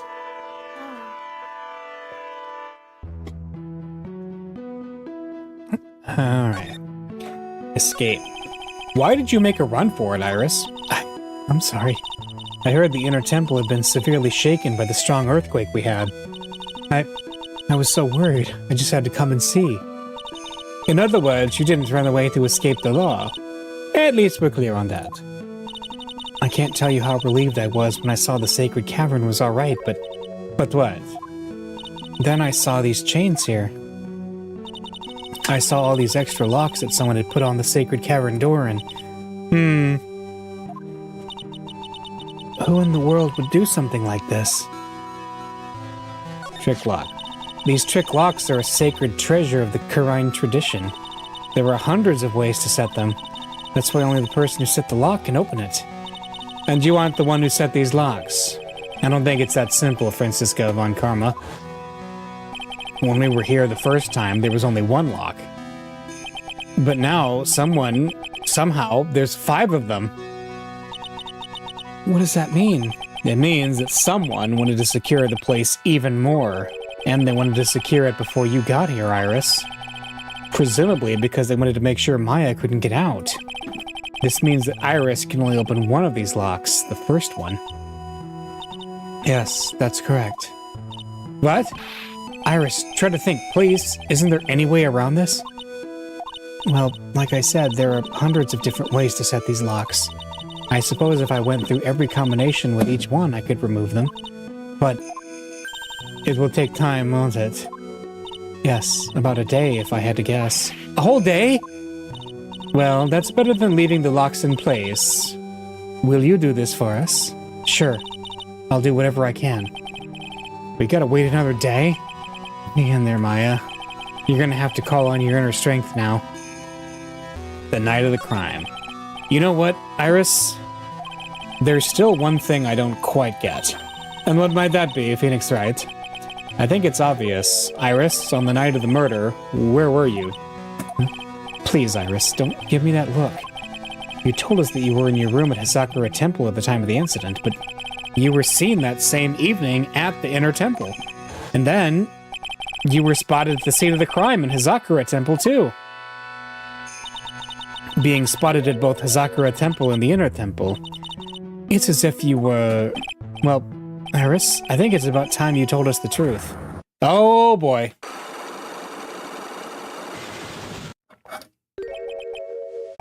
Three Cyclops. I knew it. There's something going on here that we don't know about. Okay. Do we have enough? Or should we go to the garden to talk to Edgeworth? February 9th, Inner Temple Garden. The cops are still combing the place. They look pretty nervous. I'd be nervous too. It's gotta be a tough job. Especially with someone giving you the evil eye the whole time. How could I have done that? Wow. I can't believe it's still bothering him. Edgeworth? Duh!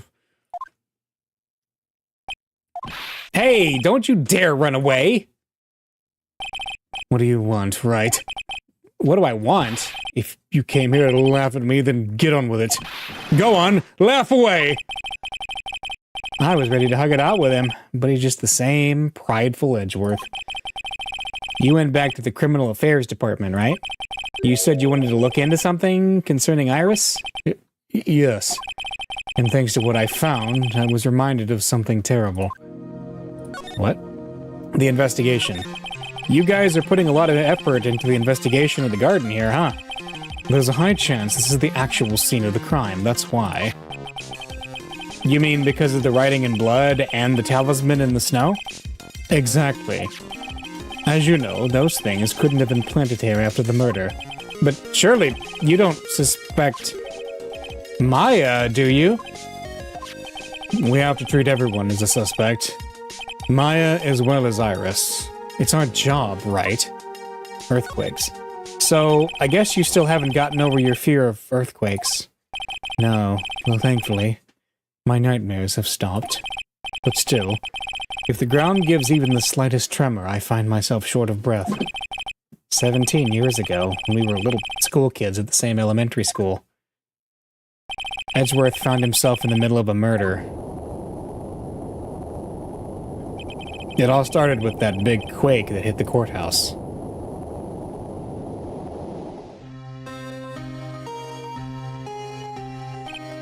Yes, I was stuck in the elevator with my father, who was a defense attorney. We were deprived of oxygen and we passed out. That's when it happened. That single gunshot shattered my whole life. I lost everything that day, all because of that earthquake. My dreams, my family, and myself. It's been more than 17 years now, and that case was finally resolved 2 years ago, right? You think I don't know that? I was there, but it was such a shock. I never imagined I could be so wrong about myself and my life. I'm sorry, Wright, there's nothing else I can say. Not after you chose to become a lawyer, for my sake. And not after you saved me. Edgeworth, you're stronger than you think, so no more of that self-pity, okay? Iris. There was something that bothered me about her from the moment we met. I felt like I'd seen her somewhere before. No, wait. Not somewhere. I felt like I'd seen her in court before. So you went back to the Criminal Affairs Department to look at her file? Yes. I checked over every case file I've ever worked on. And I was right. I had seen her face before, 6 years ago. 6 years ago? It was my first appearance in court. And as cases go, it was my worst nightmare. So, who is she? I'm sorry, Wright. I can't give that information away to a member of the general public. What? Why not? It might be the crucial piece of the puzzle that solves this case. The woman I knew was the daughter of a jewelry store owner. She had nothing to do with Iris and Hazakura Temple, and neither did the case. No, that woman is completely unrelated to this murder. Unrelated? Yes, I can say that with complete confidence. You're wrong, Edgeworth. She's totally related to this case. I need to fill Edgeworth in. I need to explain the connection between Iris and the woman Edgeworth knew. Is she... Iris. Apparently, Iris was taken in by the sisters here at the temple when she was a child. However, we still don't know much about her past, so we're looking into it. That reminds me, Edgeworth went back to the Criminal Affairs to look up some stuff. Oh, okay, that won't do it. What do you know about Godot? He's something of a legend, I hear. Don't say it like you don't know anything about him. Tell me what you know. It's a bit strange, actually. If he really was anything special, I should have heard about him by now. I'm always well informed about the rookies coming into the prosecutor's office, you know. Then you mean he isn't anything special? Huh. You should already know the answer to that. Although, there is one other possibility. What's that? He could have come into the profession from a different channel. What different channel? There's more than one way to become a prosecutor, right? Perhaps he started off as a defense attorney, but decided it wasn't for him. A defense attorney? I didn't even know you could switch sides like that. I love how this series, like, sets it up like it's Autobots versus Decepticons, you know? It's like, there's only the defense attorneys and the prosecutors, and they go to separate schools to learn their trades. It's not like it's all just a law degree or something. All right. Let's see. Dick Gumshoe. I was just with the Detective Gumshoe. I treated him to some pasta. You owe him that much. After all, it's your fault his salary's so low. How's it my fault? And look, if you're gonna buy the guy lunch, at least get him something decent, okay? Maybe he was being prosecuted, but he took the prosecutor's badge and became the prosecutor himself. Yep, that's how it works, too. Yeah. I mean, or, you know, as we found out earlier, you can just make a cardboard badge and you become a defense attorney. So, yeah. Gumshoe practically lives on pasta and noodles already. Well, I did order some extra Parmesan cheese on top. He was crying tears of joy as he dug into it. It was quite moving. What to do is give the poor guy a raise. Larry. Apparently, he had become something of an apprentice to Elise Donim. Yes, something like that. He did this portrait for me earlier. That's great. Let's just leave it at that about Larry, alright? Looks like someone's still mad at the Butts for his performance in court today. Francisca. It's been more than a year since I last saw Francisca myself, but it seems that she's been dying to see you again. She really said that? I believe she wants to eat you for breakfast, or to put it another way, whip you silly. Literally and metaphorically. Oh. Go on, let her have her way. It would make for a great anecdote about my trip. Forget it, Edgeworth. Man. What about you? If you want to know how to run the perfect trial, there's a lot to study and learn. Oh, is that what you're studying about right now? I've sat at the prosecutor's bench for trials in 5 different countries now. The first thing you must do is gain complete mastery of the language. It's quite a task. I'd never get anywhere then. It's taken me a lifetime to sort of master one language. Okay. Anything else? Mia? One of the biggest names in the world of law, as I'm sure you'll agree. For better or for worse, we were only destined to meet once in the courtroom. I know. I read all about it. It was the first time for the both of us, 2 novices, head to head. I can still remember how downhearted I felt after that trial ended the way it did. I wonder if Mia felt the same way too. Wait. You felt downhearted? Because you were in your win at all costs phase back then. Would you really have felt downhearted? I don't know about that one. That feels a little out of character. Pearl Faye. It seems Pearl was trapped on this side of the river on the night of the murder. Did she tell you anything? Listen, Wright. She's just a kid. I can't force things out of her. You'll have to be the one to find out what she knows. Okay? And Maya. I don't know Maya Faye very well, but it seems to me that the girl is always landing herself in trouble. It seems to me that you know her better than you think. I do sincerely hope she's going to be alright. Okay. So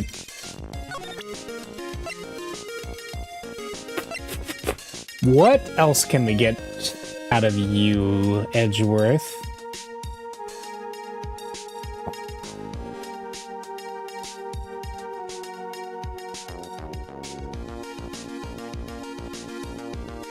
Or is there anything else? Maybe we can come back to him later. Let's see. February 9th, Inner Temple Gate. I'm finally getting to the bottom of this case. I can count on Iris to break these locks, so I should try to gather more clues. From Sister Bikini, Edgeworth, Gumshoe, and Pearls. Okay. February 9, Pesky Bridge. It's weird that there's no one around all of a sudden. Sure gets quiet up here in the mountains when you're all on your own. Speaking of alone, I guess I should go check out the shack just down this path. Maybe I'll find Larry there sulking again. Let's see. February 9th, Heavenly Hall. Oh, Mr. Nick. Pearls, what are you doing here? Nothing. What about Mystic Maya? Is she alright? Well, we don't know yet. Oh, I see. Hey, what do you think you're doing here, Nick? Larry? This is the loser's shack, where losers get together to lose themselves. This is the what? Hey, we find comfort in each other's failures, okay? You got a problem with that? Look, Mr. Nick, Mr. Larice did a picture of me. That's, great, Pearls. We're gonna gather firewood now. We'll be cooking some half-rotten potatoes over a miserable little campfire. So stay out of our way. I don't believe this. Why can't you try getting fired up over becoming a better man? Yeah, you gotta get on the grind set, Larry. No one believes a word I say anymore. Listen to me, Pearl. You don't want to trust this kind of guy, okay? He'll only let you down. Oh, Mystic Maya. Alright, let's talk about Larice's sketch, I guess. Larry, is there something you want to tell me about this picture? I got nothing to say to you, Nick. My life's here now with Pearl. 2 losers cooking potatoes together forever. What am I gonna do with him? Alright then, what do you think about this picture, Pearl? I think it's really well drawn. I can't draw at all, so I think it's really amazing. See? Someone appreciates it. It's tough getting the flames to look like that, you know. It's supposed to be Sister Iris flying through the air, isn't it? I love it. It's like a dream, a wonderful fantasy. No, no, no, it wasn't a dream. She really flew. I'm telling you, Iris really flew that night. But Mr. Larice... Not you too. Please don't look at me like that, Pearl. Don't look at me like I'm some kind of nutcase. I beg you. I guess this picture really is a representation of what Larry thinks he saw. Okay, so I was half asleep when I was here that night. But I was wide awake after the lightning struck, and I saw what I saw. It was exactly like I drew in the picture. And it looks like I don't have any choice but to take this sketch at face value. Hey, what's with the look of doubt on your face? Yeah, the night of the crime. Pearls? Yes, Mr. Nick? I've been meaning to ask you about the night of the murder. Huh? Where were you, and what exactly were you doing when it all happened? I was just, well, I'm just a kid, you know? I'm sure it doesn't really matter what I was doing, does it, Mr. Nick? Sorry, Pearls, but yes, it does. On the night of the murder, you were supposed to be in Mr. Neem's room reading a book together, but Mr. Neem was murdered and you Pearls, were at the inner temple. Yeah. Just what exactly happened that night, Pearls? I'm really sorry, Mr. Nick. Yeah, I knew it.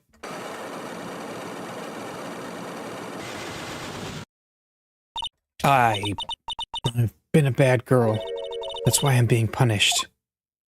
What are you talking about, Pearls? My spiritual power, it's disappeared. What? Her powers have disappeared? Lost powers? What do you mean your power has disappeared, Pearls? It's all over for me. A spirit medium who can't channel spirits is like a painter who can't paint. Hey, what are you looking at me for? Pearls, did you try to channel someone's spirit right here at Hazakura Temple? Tried but failed, perhaps? Way to go, Nick. You made her cry. That was really cruel of you. Wah! Just as I thought. I'm gonna have to break her Cyclox to get the truth out of her. Okay. I feel like I don't have enough yet.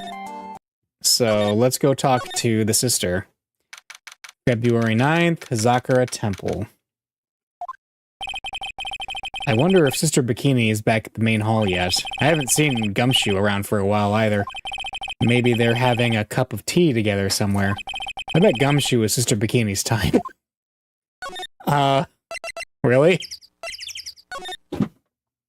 There she is, February 9th, Hazakura Temple, main hall.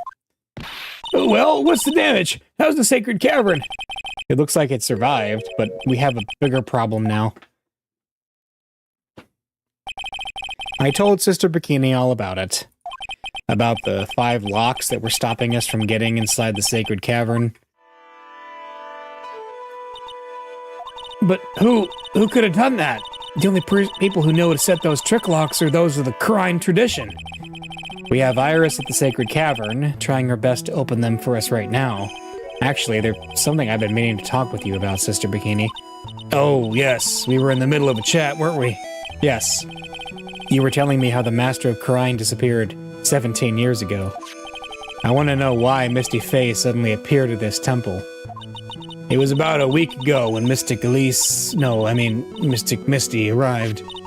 After she showed me the talisman that proved she was the master, she said, "Someone is trying to destroy the Crime Tradition's main family line. I'm here to put a stop to them." Someone was trying to destroy the main family line?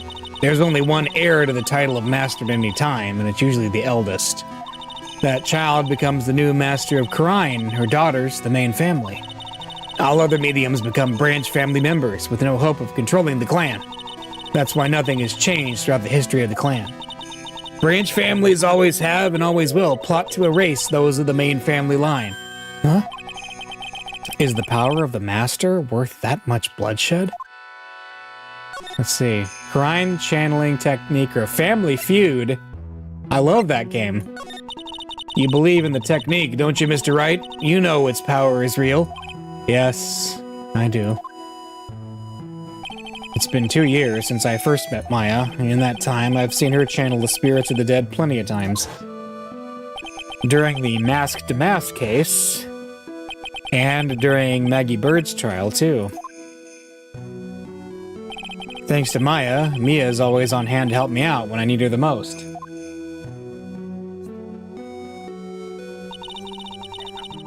The crying technique has made a huge difference to the world, you know? I mean, the ability to commune with the dead. That's true psychic power, you know?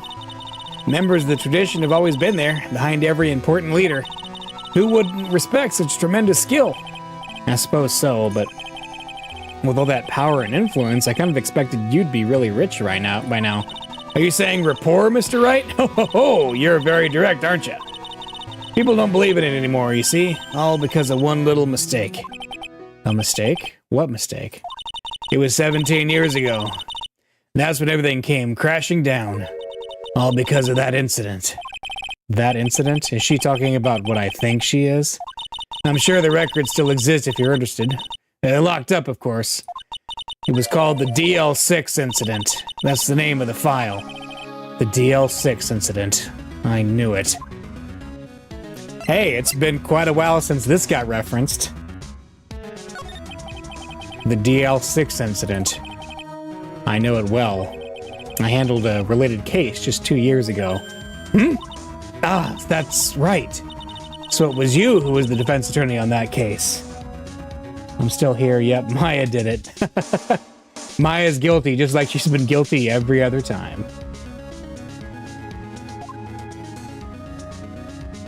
She was possessed by a burrito. Well, she was possessed by steak and gravy, I think. A murder that took place 17 years ago. It was the first time in the country's history the police ever used a spirit medium. The idea was to channel the victim's spirit to learn the identity of the murderer. And the medium who performed the channeling was Misty Fey, Maya's mother. Through Mystic Misty's channeling, the name of a certain man surfaced. Armed with that as evidence, the investigations were spurred into action. But that man, he was found not guilty. Wasn't he? That's right, he was. And the case remained a mystery. In other words, we failed. It was the first case the world had ever seen the crime tradition openly involved in.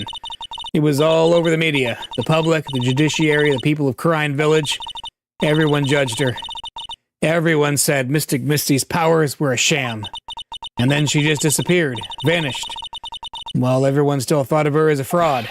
But I know the truth. Misty Fey's spirit channeling wasn't a sham at all. Of course it wasn't. And since you managed to reveal the truth, we're finally making a comeback. Yeah, that's right. I had to cross-examine a parrot and everything. The crime tradition is starting to recover at last. But with the new master wielding the power of the clan... Does she mean Maya? The family feud. Alright, Steve Harvey, tell me more. The spiritual power of the crime channeling technique is in the blood. Maya's told me the exact same thing before. Yeah. Said we, the women of the Fae clan, have always been spirit mediums. It's because the power to communicate with spirits flows strongly through us. According to Maya, only the women in the family can inherit the power.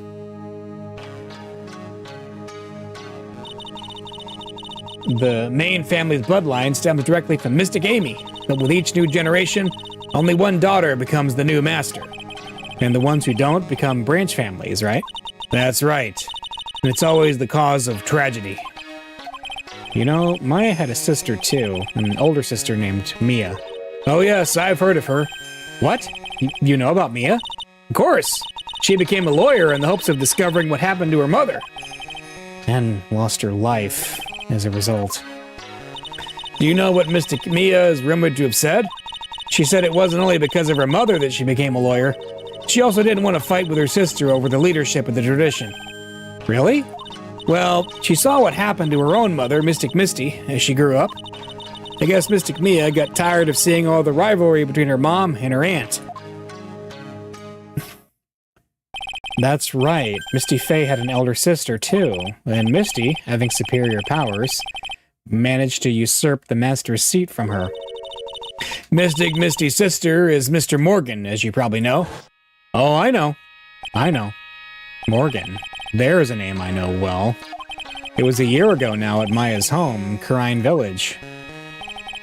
What she did was terrible. It was all so she could make her own daughter the next master. I suppose if you know about Mystic Morgan's daughter, then you must have already realized that Iris... Huh? Iris? What's Iris got to do with any of this?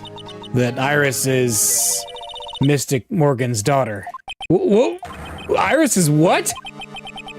Is she kidding me? Iris is Morgan Fay's daughter? Wait, what? Did you just say that Iris is Morgan Fay's daughter? Oops! I thought you already knew. It sounded like you'd met one of Mystic Morgan's daughters already. I have. I know her very well. Oh? Yes, Pearl Fay. But I always thought she was an only child. That child, she's Mystic Morgan's... I had no idea. Mystic Morgan. But she's in prison now, isn't she? Yes. Ever since she was found to be a co-conspirator in a murder case last year.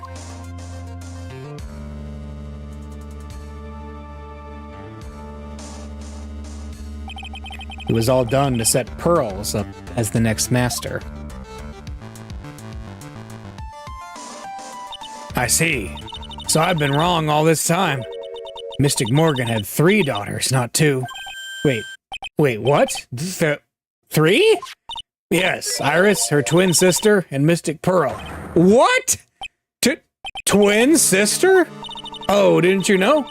It all happened 20 years ago.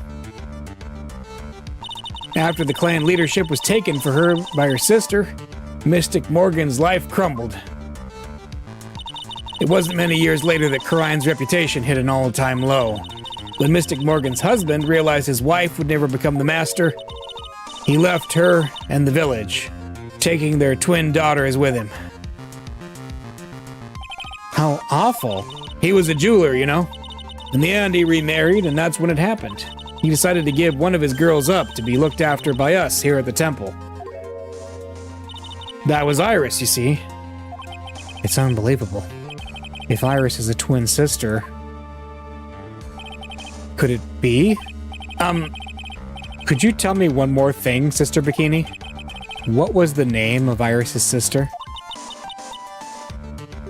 I'm sorry, Mr. Wright. I just can't remember. All I can recall is that her father was a jeweler. Well, that's a clue, I guess. A jeweler. Thank you very much. You've helped clear up a lot of details. Pearls had 2 older sisters, huh? Yes, that's right. No doubt it was all because of Mystic Morgan's anger towards the main family. Anger? What do you mean? Her twin daughters were taken from her by her jeweler husband. But even that couldn't destroy her dream that a child of hers would one day lead the clan. That's why she had pearls. It seems that the incident here was a result of Mystic Morgan's anger, and was able to break free of the bars that confine her. So Iris is a twin sister. The plot thickens. But this information will be useless unless I can flesh it out a bit. I need to ask more questions and get some more info. Do we have her as a... Yes. Morgan Fay's daughter and Iris's twin sister. Her father deals in jewelry, apparently.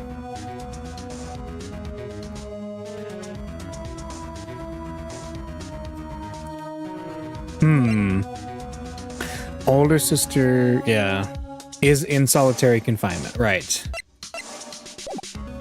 Move. So I think we can go to Edgeworth now and present this information to him. The garden. Yeah. Alright. Hey, Edgeworth. Did you know that Iris had a twin sister? What? A twin? You can't be serious. Sister Bikini told me, but the problem is she didn't know the name of this twin. There was nothing about Iris having a sister in the files I checked. Well, Iris was taken in by the temple when she was really young. Apparently her sister was raised by her father, a jeweler, I think. A jeweler? Right, I just might know who this twin sister of hers is. I had a feeling you'd say that. Let me guess. Her name is Dahlia Hawthorne, right? Yes, exactly. Please tell me what you know about her, Edgeworth. Please. It was my first court case, 6 years ago. I was a greenhorn, and due to my inexperience, the defendant died. You're talking about Terry Falls, right? Huh? You know about that case? You're not the only one who noticed something about Iris and Dahlia Hawthorne. I checked one of Mia's old files from 6 years ago. Yes, Dahlia was a key witness in that case. Dahlia and Terry Falls conspired together to stage a fake kidnapping 11 years ago.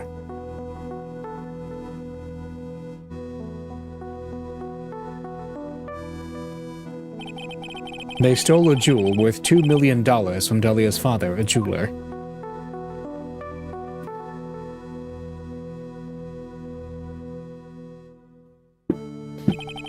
And 5 years after that, she murdered her own sister, Valerie Hawthorne, to keep her from talking. Her sister? Well, her stepsister, actually. They weren't blood-related. Valerie was the only daughter of Dahlia's father's second wife. Oh. And this is when she entered my life. The woman who tried to kill me.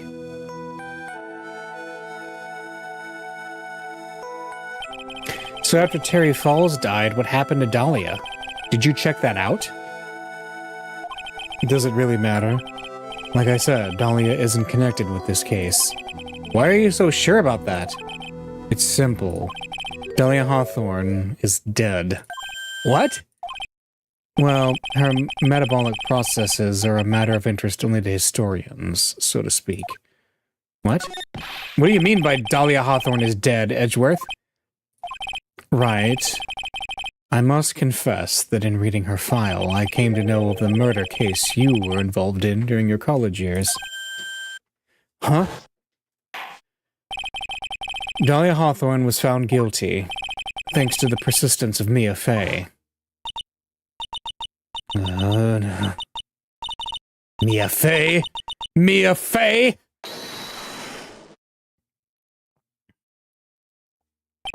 At the time, Dahlia, it's like she was possessed by a demon or something.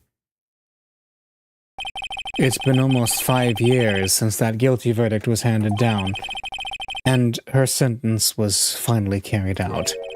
She was executed last month. Executed? I'm sure that's a bit of a shock for you, right? And for more reasons than one. But do you understand now? She can't possibly be connected with this case. She's dead. And once someone is dead, there is no way to revive them. There's no way to revive the dead? I wonder. It seems you're not aware of one other connection yet, Edgeworth. And what's that? It's about Iris and Dahlia Hawthorne's mother. What's their mother got to do with any of this? She's Morgan Fey, a spirit medium from a branch family of the Kurine channeling technique. Did you say Kurine channeling technique? Do you know something about it? Oh yes, I know it's connected with that fraudulent spirit medium. Fraudulent? I was involved in another nightmare 17 years ago. I was caught up in the middle of a murder investigation. The police didn't have any leads. They were stumped, and that's when they called her in. She was a very famous spirit medium and the master of her channeling school. But you know what happened. As a result of her efforts, an innocent man was accused of murder. She and her powers, they were all fraudulent. Edgeworth. Go to the police records room. It's all in there. All you have to do is check the DL incident case files and you'll know. Of course, how could I forget? Edgeworth was the victim in that case. Edgeworth, you'll understand someday, and then you'll see that the Kurine channeling technique is real. I mean, has he just not seen Mia show up next to Phoenix and save the day multiple times? Has he, like, not been paying attention? Alright, so Mystery Sister has become Dahlia Hawthorne. Yep. Morgan Faye's daughter and Iris's twin sister. She was executed last month. Yep. Okay.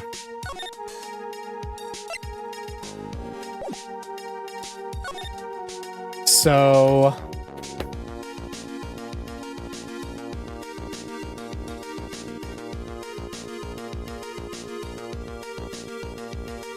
we got good stuff there. Is there anything else we've missed?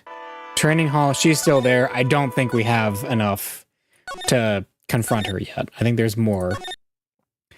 We gotta get Pearl, you know, to tell us what's going on.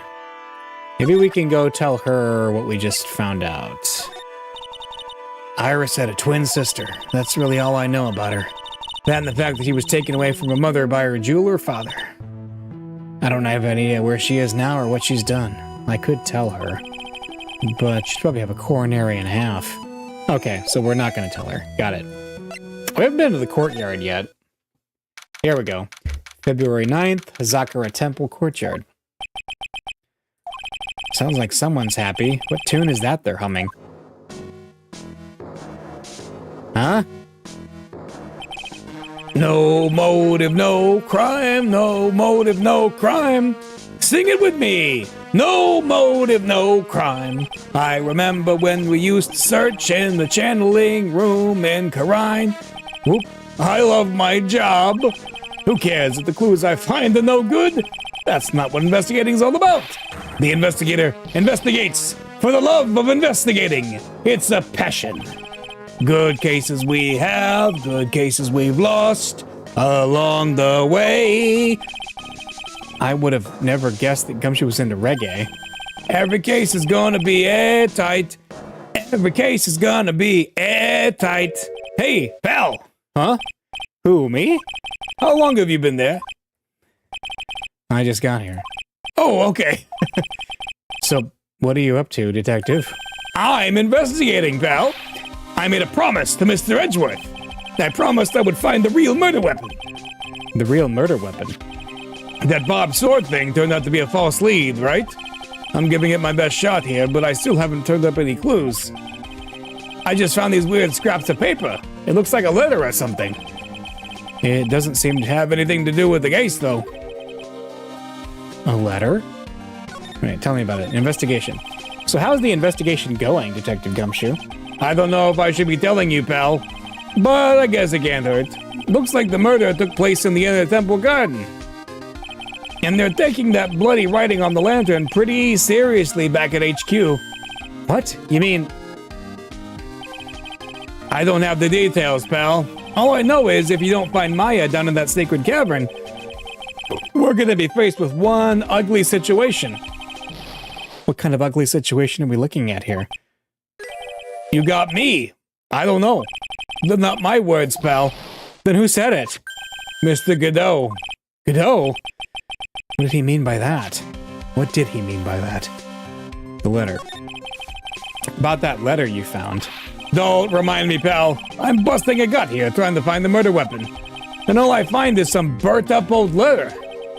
Burnt-up old letter? Yeah, it was in that incinerator right outside the Inner Temple. The incinerator? I knew it. I knew I wasn't imagining it. Yep, so it was used. There was snow on the incinerator when I first saw it. But after the incident, the snow had melted away, which means someone used it on the night of the murder. What's up with you, pal? I got it right here if you want to take a look. Can I? Do you mind? Oh, sure. Go nuts. I don't want it, pal. You can have it. It's all spirit mediums and masters and stuff. I bet it's got no relation to the case. Spirit mediums? A burnt letter. Okay. It's gotta be important if it mentions spirit mediums and masters. I'd better give it a good looking over and some serious thought. Now make sure you chuck it in the trash when you're done. Littering's a crime, pal. Well, let's look. Be careful. Once night falls, should be there. As soon as you hear the lights out, Belle, you must channel her spirit. Leave everything up to her. Her name is blank. She is blank, the whole blank. Here is a picture of her. Use it, blank, when you channel her. I know you can do it. Once this blank, burn the blank. Also make blank tell anyone about this letter. Gravely roast the master in the blank fires of Hades and bring our vengeance to fruition. What's... okay.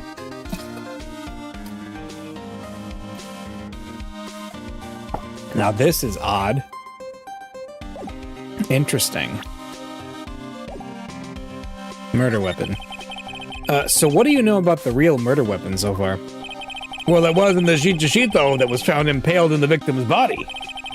Mr. Edgeworth proved that in court today. Yes, that's true. In which case, it must have been another blade. And that's what you're running around like a headless chicken looking for now, huh? Yeah, and man, is it tiring work. But let me tell you something, pal. I'm no chicken. We've got the feather of forensics in our cap these days. We're using the department's secret weapon on this. Secret weapon?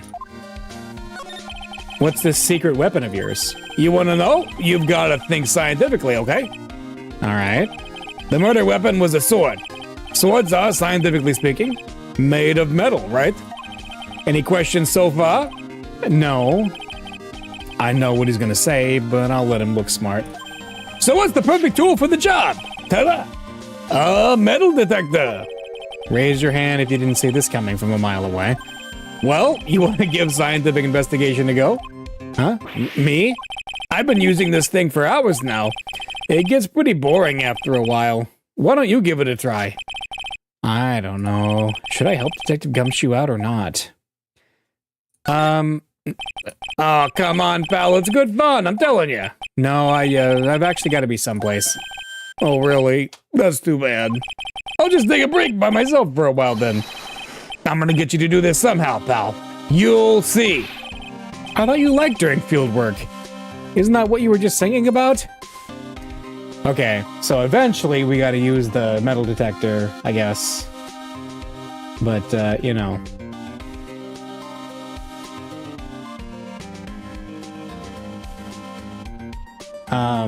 Let's see. Well, let's go look at it now. What is this secret weapon? Okay, yeah. Yes, own me with facts and logic, Gumshoe. Facts don't care about your feelings, pal. All right, let's see. Yes, we'll play the forensics expert. Come on, pal, it's good fun, I'm telling you. All right, then. I guess I'll give it a go. Like I said, this is the department's most advanced gadget. The absolute best. It's so sensitive, you can make it cry. It's so high-tech, you could skydive off of it. Oh, bother. So now I'm going to tell you how to use it. It's possible the real murder weapon is around here somewhere, right? Sure, that's what we're trying to find out. Right, so first, let's turn the detector on. That's the sound of the metal detector signal bouncing off something metallic. Next, move the detector around and give this courtyard a good look-see, pal. Don't worry, this baby will let you know when you've hit on something metallic. And when that happens, press the Enter key to give the area a good hard stare. This thing picks up metallic objects that are hidden from sight, too. Take a good look at anything and everything that seems suspicious, okay, pal? Thanks, Gumshoe. Wait. The step ladder? Look, a ladder! That's a step ladder. Well, what's the difference? Looks like a normal ladder to me, pal. Surely everyone knows the difference. I mean, they're pretty ordinary objects. I've met plenty of guys like you, always picking on the smallest details. The vegetable store guy near my place does it all the time. He even corrects me when I ask for a head of lettuce. That's a cabbage, he says. I'm telling you, they're the exact same thing. No, they're not! They're completely different! You have to plant both of them firmly in the ground before they can grow, don't you? Listen, you gotta take a step back. Look at the bigger picture sometimes. Otherwise, you could miss a really important clue. That's advice from a pro, pal. The last person I need advice from is this guy in front of me. Thanks. What about this? That's odd. The sled's made of plastic. It says Bikini number 1 on the side. Maybe there's something under it. Hey, what's this? A badge? Aha! I've been hunting high and low for that. It's yours, detective? That thing's priceless to a guy like me, pal. A cop can't be a cop without his badge. Oh my gosh, he just confirmed it. I'm sure glad I put that dime in there now. How did you manage to drop your badge here, of all places? I know, I bet it happened this morning. I was playing around with the sled and... Stop right there. I don't need to hear any more. What's this? Looks like there's something round buried in the ground here. Don't touch that, pal. Huh? What is it? It's a trap. People set them out to catch detectives. They're real nasty. A trap for detectives? You mean like those fierce traps with sharp teeth that are supposed to snag your leg? Yeah, those. I got my finger caught in one of those once. Your finger? There was this bit of cheese and it looked so tasty. I reached out and then bam! I'm not sure I know how to respond to a story as stupidly pitiful as that. What's this? Wait, why is that going off? This is Mr. Neem's staff, isn't it? Scientifically speaking, they're usually made of wood. But the detector is reacting to it. Yeah, but however you look at it, the thing's made of wood, alright? I don't bother investigating anything unless it looks like it might be metallic. Isn't the whole point of a metal detector to find metal you can't see? It's weird that this thing is causing a racket. Here, let me take a look at it. Hey, hands off! Examining evidence is a job for the... Ah! The top's coming off. Oh, look what you've done! You've damaged a really important piece of evidence! Ah! That's a sword inside the staff. Is this... could it be the murder weapon? I'd never have guessed there'd be a sword concealed in the victim's staff. They call this kind of thing a sword cane, pal. This one's a real gem. The workmanship is really something else. Thank goodness it wasn't a cane sword, or else the victim would have stabbed their own foot. I officially give up on trying to figure out how Gumshoe's mind works.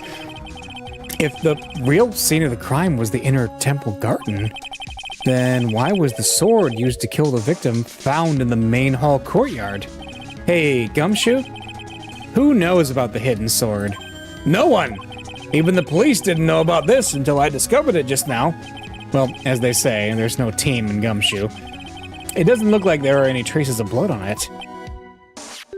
Then I guess this isn't the murder weapon, huh? No. I'm sure someone just wiped it off after the murder.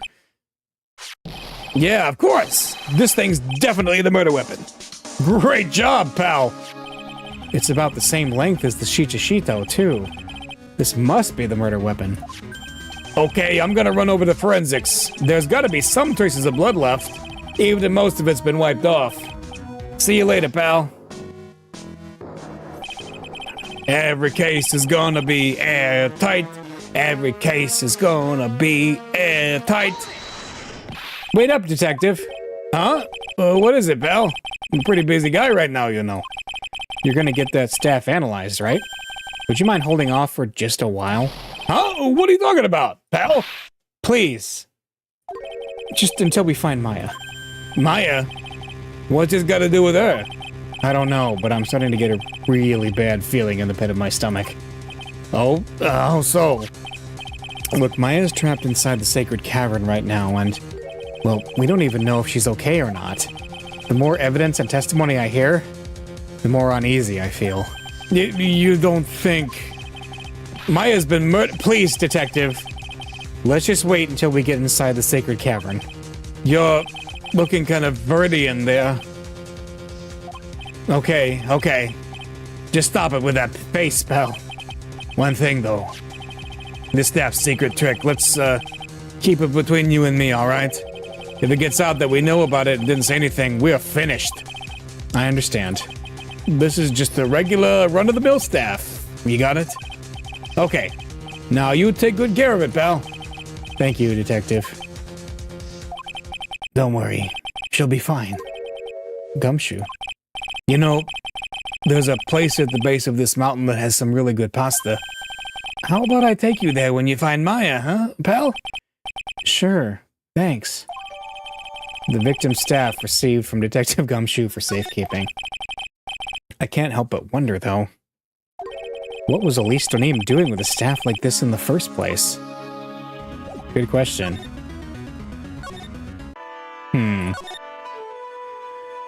Well...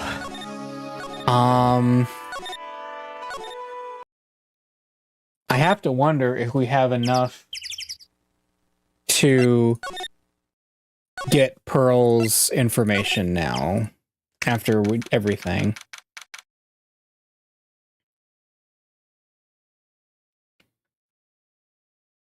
Because, yeah, that's like...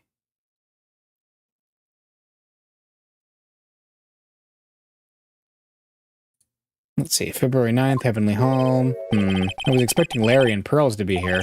I guess they must have gone to collect firewood. I suppose I'll have to check back later. Okay, so they're officially not here. Does that mean... Does that mean we have to talk to Iris first? The night of the crime? Maybe so. Maybe so, okay.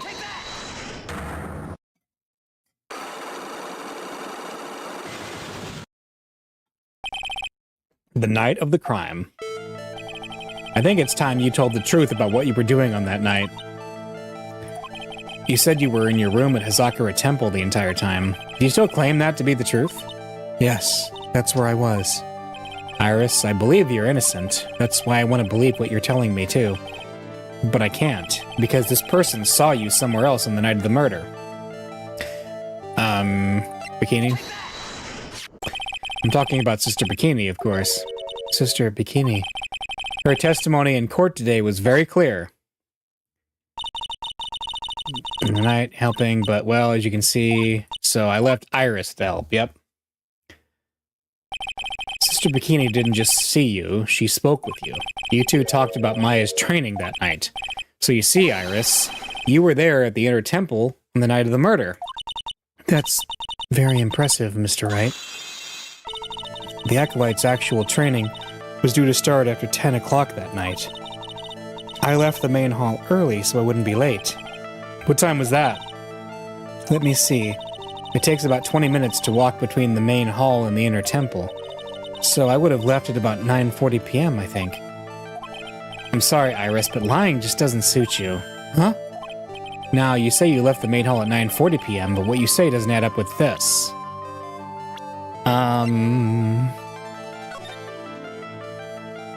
9:40. So, let's see.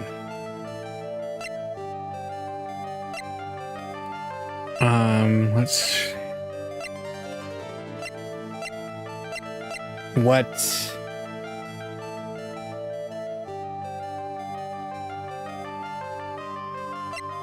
Lights rang out at 10 and then was in her room. It doesn't add up with her what? You say you left the main hall at 9:40, but what you say rang lights out at bell at 10 p.m.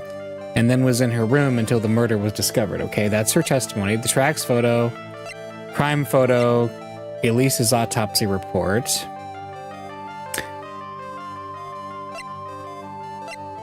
Hang on. Oh, because she's saying, hang on, I'm trying to think about this. So, logically what she's saying right now is that she left at 9:40 to let Sister Bikini go take her bath or whatever, and then was there. So, yeah, I don't think I think her testimony is the problem. I think so, because nothing else makes a whole lot of sense. Yeah. Yes, it works. Okay. You yourself testified to the contrary, don't you remember? You said you rang the lights out bell at 10 o'clock that night. Plus, only moments before you rang that bell, you were seen at the main hall by the most reliable witness I have. Who's that? Me. Mr. Wright. We even spoke a little that evening. That's when you gave me this. Surely you haven't forgotten. No, that's right. I remember. Right. And that brings us to another puzzling fact, Iris. At 10 o'clock on the night of the murder, you were seen in 2 different places at the same time. It's time you told me exactly what's been going on, Iris. So far, I've managed to prove 2 things. First, on the night of the incident, you were at the Inner Temple. And second, at the exact same time, you were ringing the bell at Hazakura Temple. There's only one possible explanation for this apparent impossibility. She was at Hazakura Temple, or you were at the temple, you were at the Inner Temple, or there were 2 of you. See, yeah, I was leaning toward that for a while. There's 2 of you. On the night of the incident, you were seen in 2 different places at the same time, which means there must have been 2 of you. I can't think of any other explanation, Iris. But that's crazy. How could that be? There's only 1 of me. It's impossible. Impossible? I wonder. The way you're trembling certainly seems to suggest otherwise. You're seriously trying to suggest there's more than 1 of me? Then show me the evidence. Show me something that proves there's more than 1 of me. Okay. You have a twin sister. I have a firm grasp of the situation now, Iris.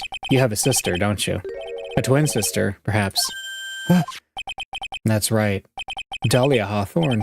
Woman I know only too well. I had no idea you knew of her. Very impressive, Mr. Wright. But she's no longer...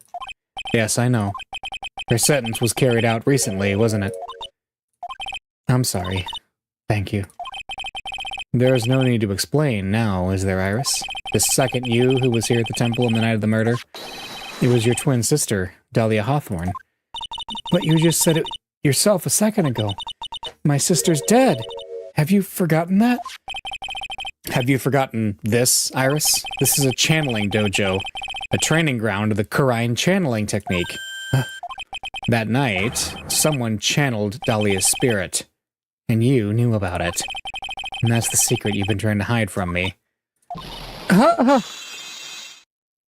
Yup. Unlock successful. The night, yeah, spill it. I was in my room in the main hall that night. As soon as I heard that I'd been spotted at the Inner Temple, I knew it was my sister. Dahlia, the other half of me who passed away last month. And just as I suspected. The Iris that Sister Bikini saw at the Inner Temple on the night of the murder. It was Dahlia Hawthorne.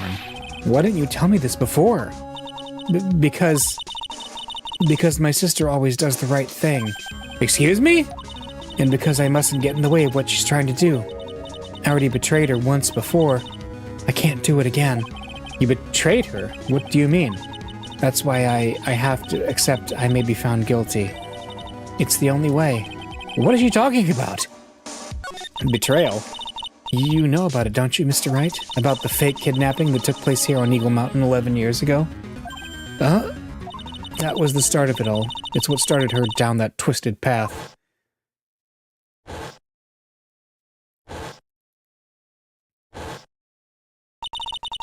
She started to commit crime after crime, and in the end, she lost her life. It's all because I betrayed her. How did you betray her, Iris? It was no coincidence that Eagle Mountain is where the exchange was to take place. After all, I helped plan the whole thing. What? But I got scared, so I ran away. What are you talking about? Why would you help her? Stealing $2 million from your own father, that's awful! But I promised. I promised that I'd help. And she didn't do it for the money. Huh? It was revenge on our father. Revenge? Revenge? What do you mean by revenge? He was a hideous man. He threw our mother away and then sent her to hell. Her mother? She must be talking about Morgan Fay. Our mother was the eldest daughter of the main branch of the Fay family. The main family had a lot of influence in many business and political circles at the time. As the eldest daughter, our mother was set to inherit all of that as the next master. That's the reason our father married our mother in the first place, for power. But his plan backfired because our mother's sister took it all from her. She took over as the master of the Shrine. That would be Misty Faye, Maya's mother. But before long, the credibility of the Shrine tradition hit rock bottom. The new master, Mystic Misty Faye, made a terrible mistake. It was during the investigation of the DL6 incident. Right. After that happened, our own father took me and my twin sister away, leaving our mother and our home behind. He hated the place. He said it was a hick dive and that he had no reason to stay there. And that's when you came here to Hazakura Temple? Yes. The woman my father took as his next wife already had a daughter, Valerie. I had no place in this new family, you see. Oh. And I haven't seen my mother once since then. Having the master's seat stolen from her and being rejected by her own family, I've heard she's been very battered spiritually and emotionally. I think I'm finally beginning to see how the pieces fit together. I have asked her everything I can in my capacity as a prosecutor. This incident, everything related to it, goes back to the history of the Fae clan. That's what it looks like. Iris, there's just one more thing I wanted you to tell me. What is it? During the incident in which your sister Dahlia Hawthorne poisoned a lawyer, she began a relationship with a certain college student in order to hide the evidence. That college student, have you heard anything about him? Well, I did hear one thing. She said she hated his guts. I see. Thank you for your help. You're welcome. Hurry up, Phoenix Wright! There was still much to investigate. Leave these locks to me. I'll open them for you, I promise. Thank you. I suppose I'd better continue my investigation. There's still one giant secret left to unlock. Pearl's psych lock. Yep, let's go do it. Alright, we will deal with that. I think that's the last bit of investigation. Is she back yet? Yes. Okay, cool. February 9th, Heavenly Hall. Look at that. They really did make a fire right in the front of the shack. Oh! Mr. Nick! You're too late, Nick. If you came here for one of our potatoes, we've already polished them all off. I think I've pretty much got all the evidence I need. Now I just need to find out what Pearls is hiding. Alright, the night of the crime. Here we go.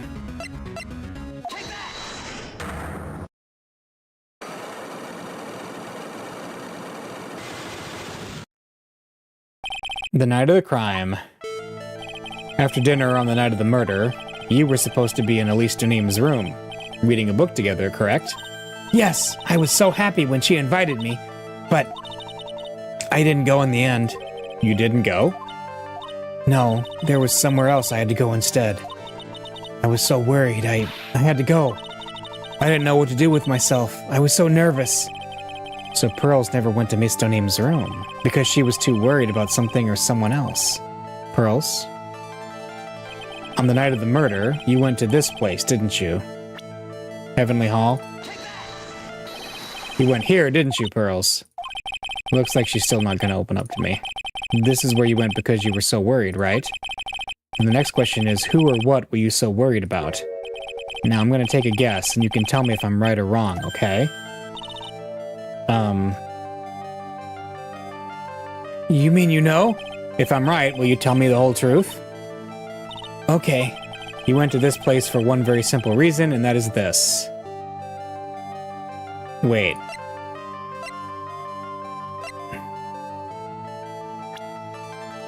No, hang on.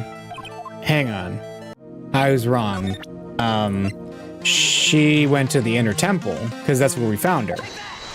She was worried about Maya. Yeah, I don't know why I was thinking Iris. Hang on.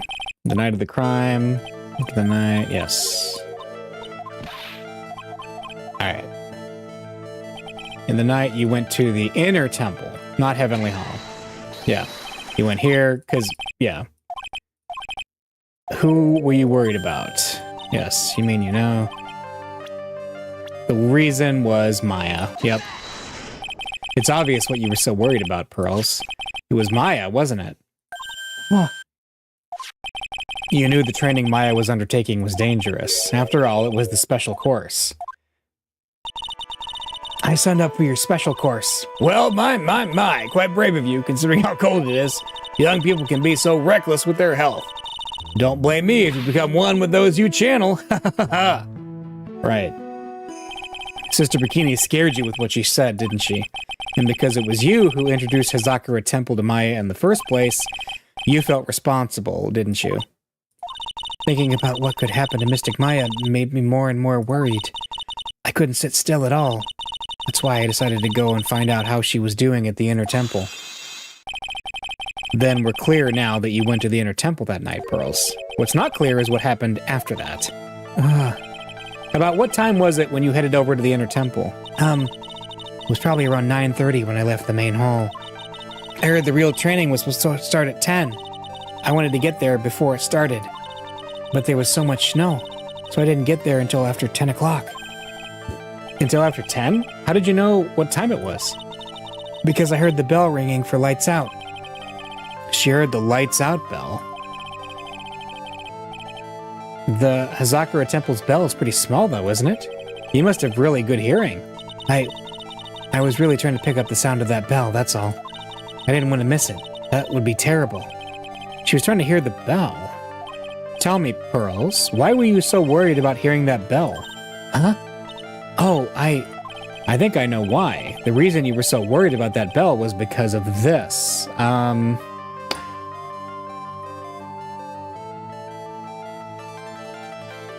on.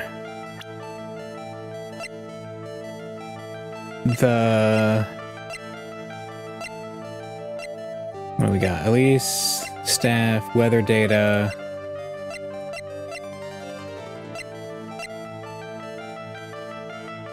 What did the letter say?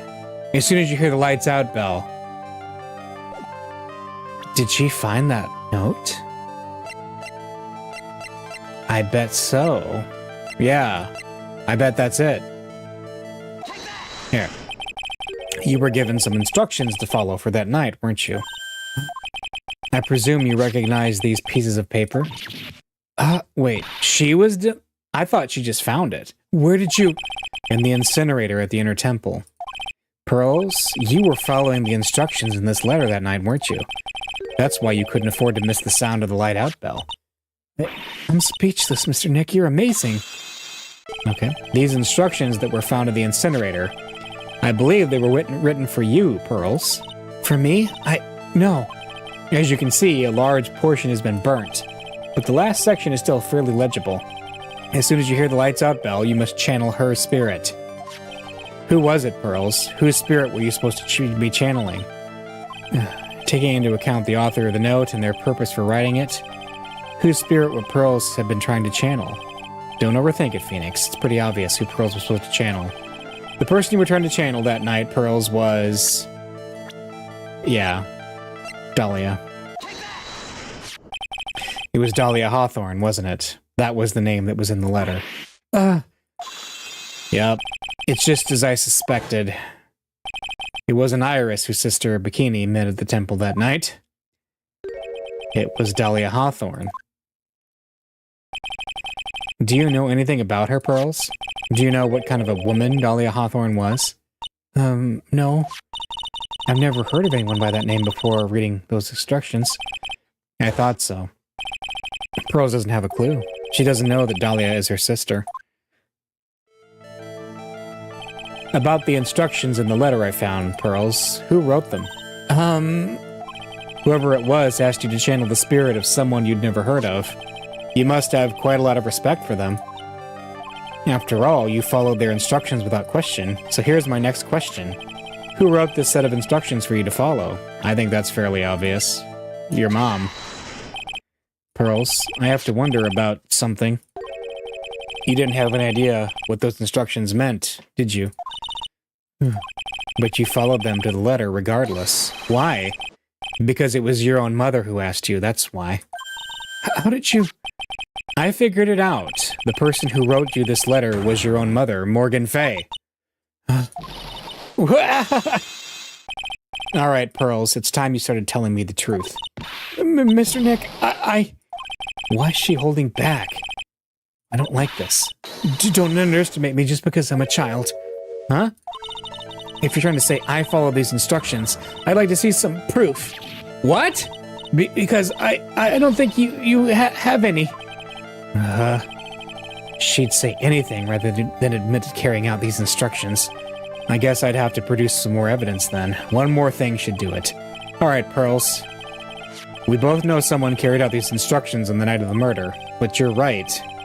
There is no evidence that proves it was you. I knew it. However, I do know that whoever did it was a child. Huh? How do you know that? It couldn't have been an adult. No adult would have made a simple mistake like that. A simple mistake? What do you mean by that?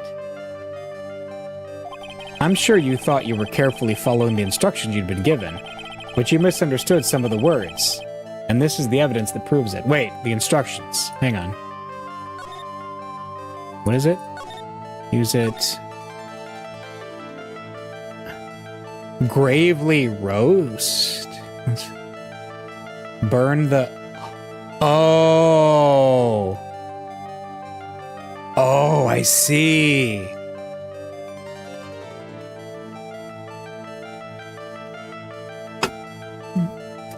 It makes sense now. Okay, so this part of the letter, I get it. I get it. This is Misty Faye's scroll, right? She was instructed to burn that scroll. And she saw the words gravely roast, and they ate roast that night, and that's the gravy from the roast. So she thought she was supposed to throw gravy on the poster. I get it. She misunderstood those instructions. It was you who splattered gravy on this hanging scroll, wasn't it? What? Why would I do something like... Do you remember what was written in that letter?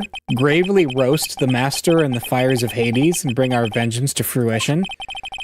But you didn't know how to read the words gravely and roast, among others, right? How do you know that? Remember the conversation you had with Miss Donim on the night of the murder? Perhaps we can read some books together. Really? I'd love to. I'm not very good at reading. Well then, would you like to practice reading with me? Miss Elise, so, for example, how do you read this? It says gravely. That's kind of a tough word. Oh my gosh, she had the instructions there. Sure, Mr. Neem taught you how to read gravely and roast, but what she didn't teach you is what they meant. Gravely sounded like gravy to me, and the only roast I could think of was the food. And that's why you did it. That's why you covered the picture of the master in gravy from that night's pot roast. To be honest, I did think it was a bit strange. I guess I really did get the wrong idea. Just a tiny bit. I really am useless. I couldn't even burn the letter properly as my mother had asked of me. Such a simple thing, and I couldn't even do it right. Alright, we got it.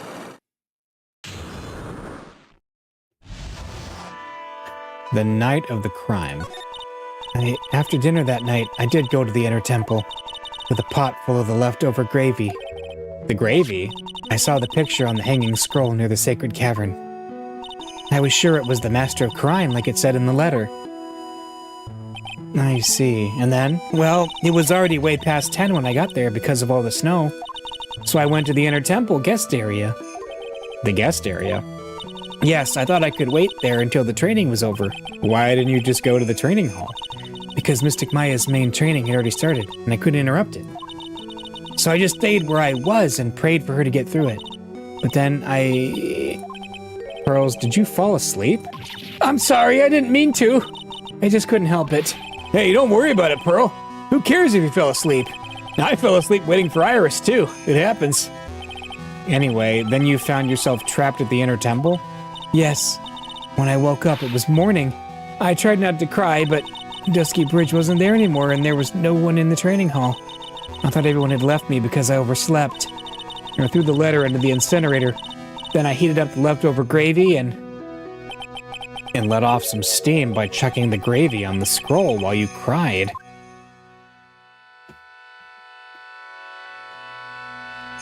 It must have been pretty scary for you, Pearl. I know what it's like. Nick used to leave me behind when I fell asleep at school, too. Don't equate something so trivial with her experience, Larry. And your lost powers. It was written right in my mother's letter. It said, as soon as you hear the lights out bell, you must channel her spirit. I was on my way over to the inner temple when I heard the bell ring. So you channeled Dahlia Hawthorne's spirit? No. I tried, but I couldn't do it. You couldn't do it? I've never failed at channeling someone. This is the first time it's happened. I tried and I tried and I tried. Yesterday, this morning, the whole time. But I just couldn't do it. Don't let it get you down, Pearl. It'll all work out. If you want, I'll come flying through the sky for you. Whoosh, just like that. So she never managed to channel the spirit? Is that why you think your spiritual powers are gone? Yes, I don't know what to do. Isn't there any other explanation for why you couldn't channel a spirit? I suppose there's one other possibility. It's not very likely, though. Could you please tell me what it is, anyway? It could happen if someone else was already channeling the same spirit. Someone else? What do you mean? Well, there's only one of each spirit, right? Yup, it's like dating a girl, Nick. Can't see a hot chick if she's already taken. Hey, you're one to talk after the mask to mask, Larry. Then that would mean on the night of the murder, someone else channeled her spirit before Pearls could. Someone else channeled the spirit of Dahlia Hawthorne. I'm a failure. I couldn't even grant my mother's final wish. Her final wish? Yes, this letter. This is my last wish, she said. So make sure you follow the instructions carefully. This letter.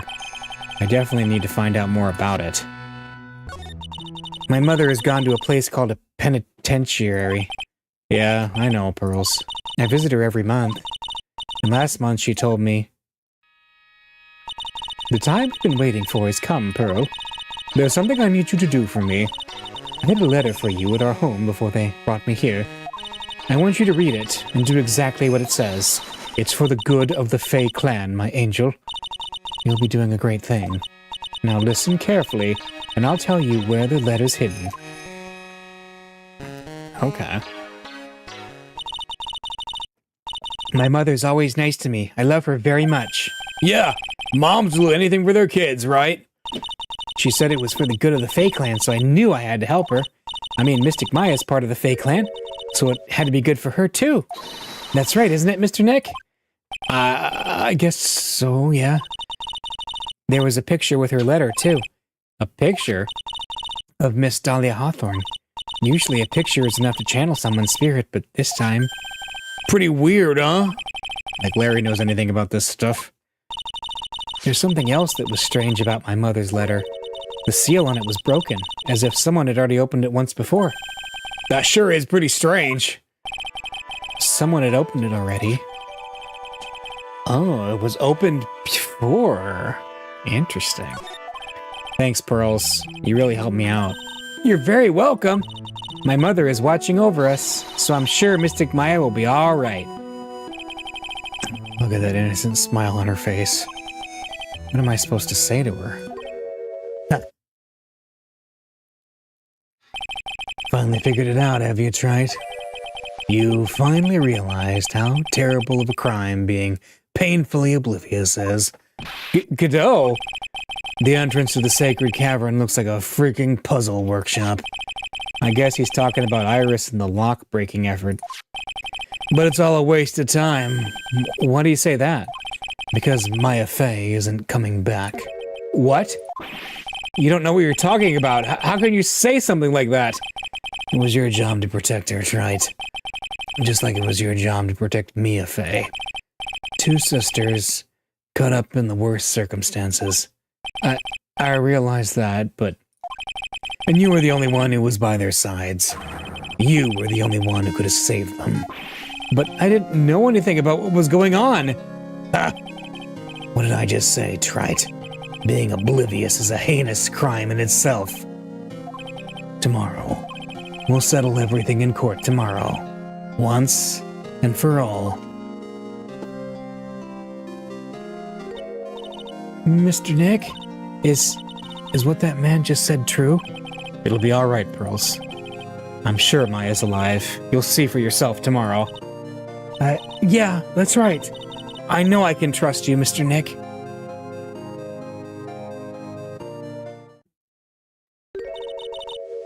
My dear Pearl, you've done so well, my child. My Pearl. It's better that you don't know what you've done. I knew this day would come for you. The blood of the main family is no more. Now, finally, after all this time, the Master's seat is yours. My last great wish. It seems I was just in time. All right, to be continued. There we go. So, I think next week we are going to finish the Phoenix Wright Ace Attorney Trilogy with the trial to bridge to the turnabout. All right, we will see you then.